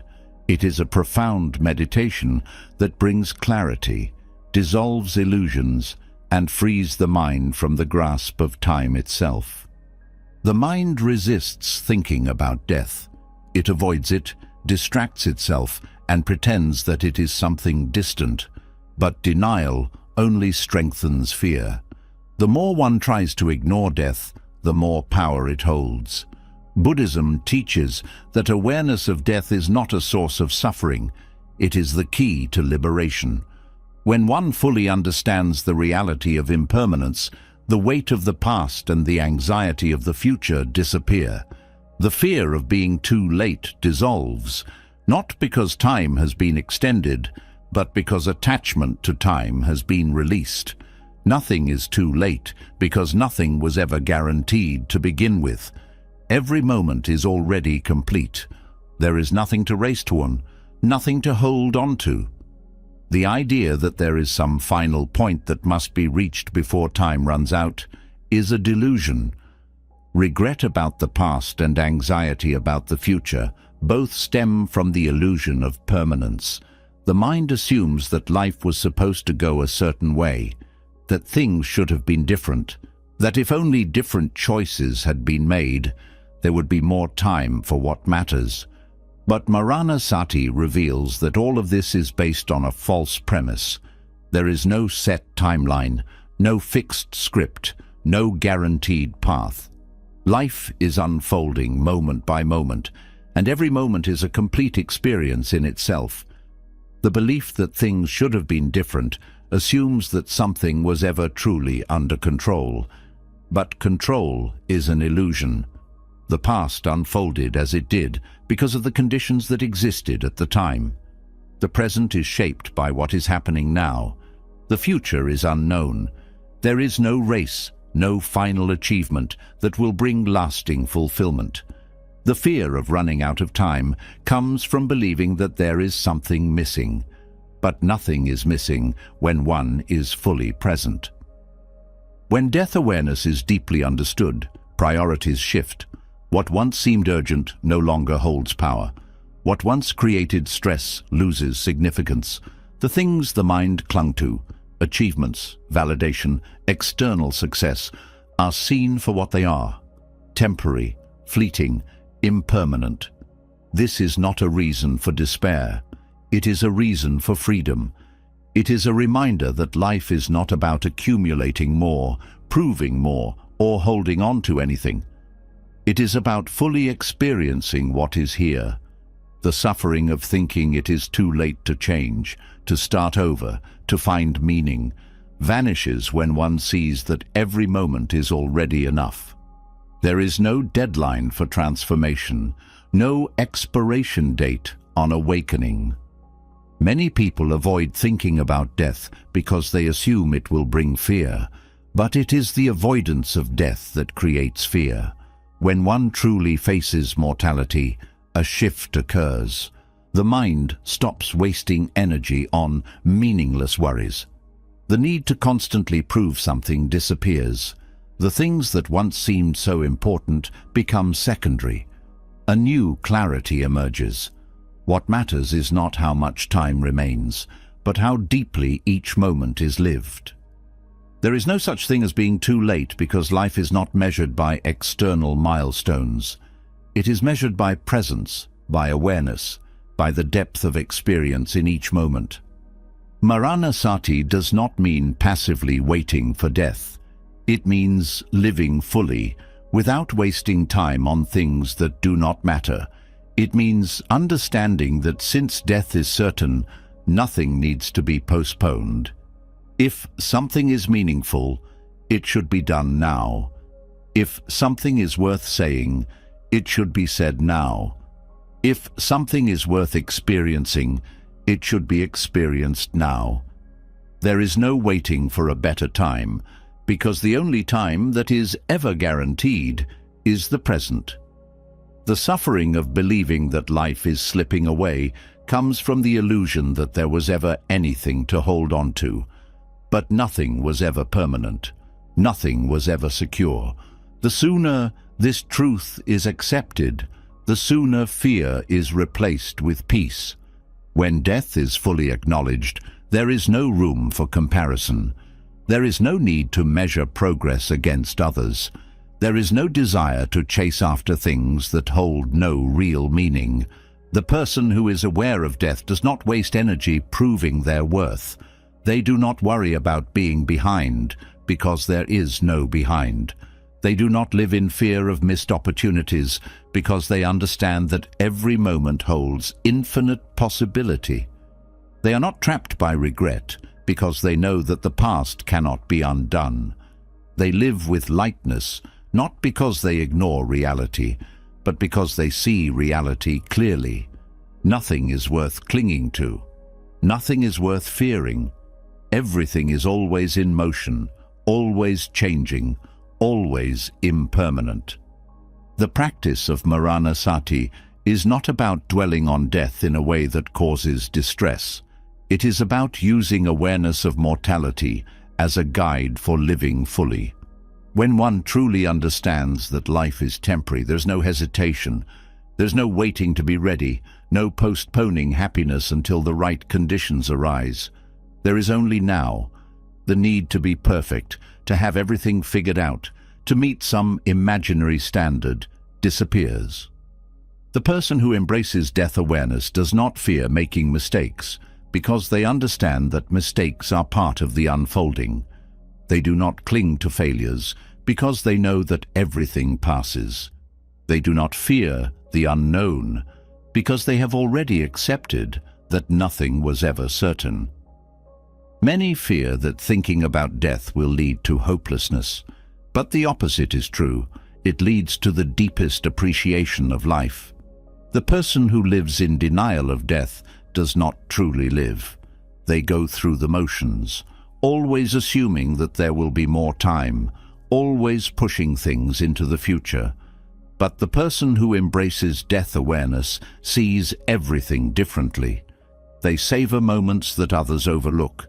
They do not rush through life. They do not waste time chasing things that will not matter in the end. They do not hold grudges. They do not carry unnecessary burdens. They are free. Regret dissolves when one sees that nothing was ever permanent. The belief that time was wasted assumes that life was supposed to follow a specific timeline, but life does not unfold according to rigid expectations. It moves as it must. Every experience, every delay, every seeming mistake was part of the process. The suffering of feeling behind vanishes when one understands that life was never about keeping up. It was about being here now, fully engaged. The person who embraces Maranasati does not wish for more time in a desperate attempt to fix the past. They use the time they have with deep presence, knowing that nothing was ever truly lost. Anxiety about the future disappears when one accepts that control was never real. No one knows how much time remains. No one knows what will unfold. The mind that obsesses over the future suffers because it tries to grasp what cannot be grasped. But the person who understands impermanence is not weighed down by this uncertainty. They do not need to know what will happen next. They do not waste energy fearing what is unknown. They live with trust, not because they believe everything will be perfect, but because they know that whatever happens, they will meet it with presence. The practice of death awareness is not about detachment from life. It is about deeper connection. It is about seeing clearly, with open eyes, without denial, without avoidance. It is about realizing that the things that once seemed so important, the worries, the comparisons, the endless striving, were never real sources of fulfillment. The person who truly embraces mortality lives differently. They are not afraid to love fully, to express gratitude, to experience life without holding back. They do not hesitate. They do not wait. They live in a way that leaves no room for regret. Letting go of the fear of being too late does not come from gaining more time. It comes from realizing that nothing is missing in the present. The belief that there was something to catch up to was an illusion. The belief that life should have followed a different course was an illusion. There is no too late, no falling behind, no wasted years. There is only this moment, and it is enough. The person who sees this clearly is free, not because they have extended their time, but because they have stopped fearing its limits. Death awareness does not take anything away. It gives everything back. Accepting mortality dissolves the illusion of time slipping away, but another illusion remains: the belief that progress must be controlled. Even after realizing that life is impermanent, the mind still holds on to an invisible timeline, measuring growth, tracking results, and expecting transformation to unfold in a specific way. There is a subtle grasping, a need to see improvement, a desire to ensure that every effort leads to something tangible. This attachment to progress creates tension, making growth feel like an uphill struggle rather than a natural unfolding. Buddhism reveals a paradox. True transformation does not come from chasing results, but from letting go of them. Non-attachment to progress is not stagnation. It is the deepest freedom, the space where real growth happens without force. The mind has been conditioned to believe that growth must be linear, that improvement must be measurable, that success must be seen. This creates suffering because it sets an expectation that reality cannot always fulfill. Life does not move in straight lines. It unfolds in cycles, in rhythms, in ways that often cannot be predicted or controlled. The need to track progress assumes that transformation can be quantified, but real change happens beneath the surface, often unnoticed, until one day everything is different. The person who fixates on progress is like someone watching a tree grow, expecting to see results every second. But growth does not work that way. It is not forced. It happens in its own time, in its own way, and often without visible signs until the moment is right. Letting go of attachment to progress does not mean abandoning effort. It means releasing the grasping, the obsession with outcomes, the anxiety of needing to prove that change is happening. The belief that growth is only real if it can be measured is rooted in insecurity. It assumes that if there is no proof of progress, then nothing is happening. But this is illusion. Many of the deepest transformations occur in silence, in stillness, in ways that cannot be explained or seen. A person may feel stuck for years, believing they are not evolving, only to wake up one day and realize they have changed completely. This is the nature of real growth. It does not announce itself. It's not something to be forced or controlled. It happens when the conditions are right, when the mind is no longer grasping, when one is no longer suffocating the process with expectation. Non-attachment to progress allows space for organic transformation. The person who clings to growth tries to dictate its pace, but this only creates frustration. They measure themselves against unrealistic timelines, compare their path to others, and become impatient when results do not appear quickly. This impatience leads to doubt, to discouragement, to the belief that nothing is changing. But growth is not something that can be scheduled. It's not something that can be demanded. A flower does not bloom because it's told to. It blooms because the right conditions arise naturally. The mind that understands this stops struggling. It no longer needs to see proof. It simply trusts. Attachment to progress is a form of control. It comes from the fear that without constant effort, nothing will change. But the need to control growth is what prevents it. A clenched fist cannot receive. A tense mind cannot see clearly. The person who lets go of the need to track progress begins to experience a different kind of growth. One that is effortless, one that arises without force, one that unfolds in ways the mind could not have planned. This is not passive. It is the deepest form of trust. It is the understanding that life itself is always moving, always evolving, always changing, and that one does not need to interfere for growth to happen. The obsession with progress often leads to exhaustion. The need to constantly improve, to always be evolving, to never feel stuck, creates stress. It turns life into an endless self-improvement project, where each moment is judged by how much it contributes to some future goal. But the person who is always trying to improve is never at peace. They are always in pursuit, never fully arriving. The belief that growth must be a constant climb leaves no room for rest, no space for appreciation, no moment to simply be. Non-attachment to progress means stepping off this cycle, releasing the pressure to always be better, and understanding that growth happens even in stillness. The person who stops grasping for change often finds that change happens more effortlessly than ever before. Growth is not something that can be forced. It is something that is allowed. The mind that constantly checks its progress interrupts its own evolution. It is like pulling up the roots of a plant to see if it is growing. This impatience creates resistance, turning transformation into a struggle.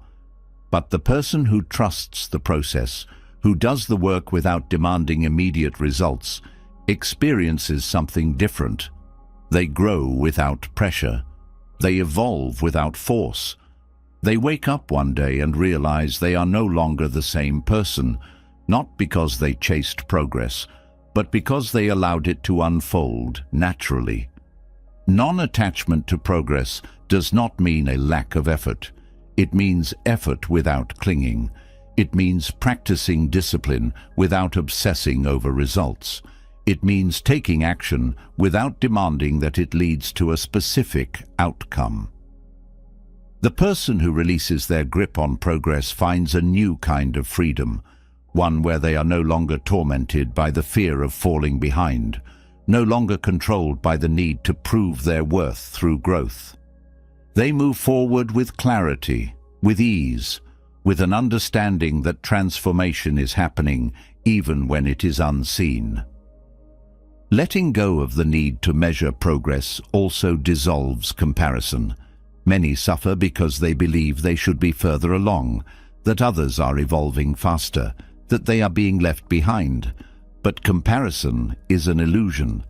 No two people have the same lessons, the same timing, the same path. The belief that growth should happen at the same pace for everyone assumes that life is uniform, but life is deeply personal. The person who lets go of comparison sees their journey for what it is, unique, unfolding exactly as it should, not in competition with anyone else. They stop looking at others as benchmarks and start seeing them as fellow travelers, each moving through life at their own rhythm. Attachment to progress is often disguised as ambition, but true ambition does not need to control outcomes. It is not fueled by fear, by insecurity, by the desperate need to prove something. Real ambition is quiet. It is steady. It moves without force. It understands that effort is meaningful even when results are not immediate. It does not demand guarantees. It does not need to see every step in advance. The person who embodies non-attachment to progress does not waste time worrying if they are growing fast enough. They do the work because the work itself matters. They live fully, knowing that every experience, even the ones that feel like setbacks, are part of the unfolding. Letting go of the need to control progress also brings peace to moments of stillness. Many fear stagnation, believing that if they are not constantly improving, they are failing. But not all growth is visible. Some of the deepest transformations happen in silence, in waiting, in what looks like inaction from the outside. The caterpillar does not rush to become a butterfly. It rests in stillness until the time is right. The person who understands this stops fearing pauses. They stop trying to force change before it is ready. They allow themselves to be exactly where they are, without judgment, without impatience, without the belief that they should be somewhere else. Releasing attachment to progress does not mean giving up. It means surrendering the illusion that growth is something that can be controlled. It means moving with life rather than fighting against it. It means trusting that every experience, even the ones that feel slow, even the ones that feel uncertain, are part of something greater. The person who lets go of the need to measure progress finds something deeper than achievement. They find freedom. They find clarity. They find that growth was never about chasing something in the future. It was always about how fully they were living in the present. True transformation is not the result of grasping. It is the result of allowing. The deepest growth does not happen when one is obsessed with improvement. It happens when one stops interfering with their own unfolding. The person who embraces non-attachment to progress does not waste time worrying if they are changing fast enough. They do not force transformation. They trust that it is already happening in ways they cannot see, in ways they do not need to measure, in ways that will reveal themselves in time. They are free, not because they have reached some final stage of growth, but because they no longer believe they need to. Life was never a race. The pressure to keep up, the anxiety of feeling behind, the illusion that others are ahead, all of it dissolves the moment you step off the wheel of comparison and step fully into the present. Buddhism doesn't teach you how to catch up. It teaches you that you were never behind in the first place. Time is a construct. Progress is non-linear, and true fulfillment is not found in chasing milestones, but in deepening your awareness of each moment. Samsara keeps people trapped in an endless cycle of seeking, believing that the next achievement, the next breakthrough, or the next phase will bring peace. But real peace is already here, waiting in the space between thoughts, in the quiet acceptance of what is. When you let go of rigid timelines and detach from the illusion of external validation, life begins to flow effortlessly. You stop grasping for control, stop fearing that it's too late, and start moving in harmony with your own path. Growth does not happen by force. The deepest transformation occurs when you stop measuring, stop rushing, and allow things to unfold naturally. The paradox of progress is that the more you cling to it, the more it slips through your fingers. The moment you release attachment to results, everything begins to shift in ways you never expected. Your path is unfolding at exactly the right speed, not a moment too soon, not a moment too late. The practice of death awareness reminds you that time is precious, not because it is running out, but because it was never yours to control in the first place. This understanding does not bring fear, it brings liberation. It silences regret, dissolves anxiety, and leaves only the clarity of the present moment. There is no too late, only the decision to wake up now. The teachings of Buddhism do not give you a new set of rules to follow. They give you freedom. The freedom to stop living by external timelines, to stop chasing after illusions, and to finally trust that you are exactly where you need to be. There is nothing to catch up to. There is only now, and now is enough. If these teachings resonated with you, share your thoughts in the comments. What lesson stood out to you the most? What are you ready to let go of? Let's continue the conversation below. And if you found value in this, make sure to subscribe to the channel and turn on notifications. More wisdom is waiting, and you won't want to miss what's next. Until then, live fully, trust deeply, and walk your path with peace.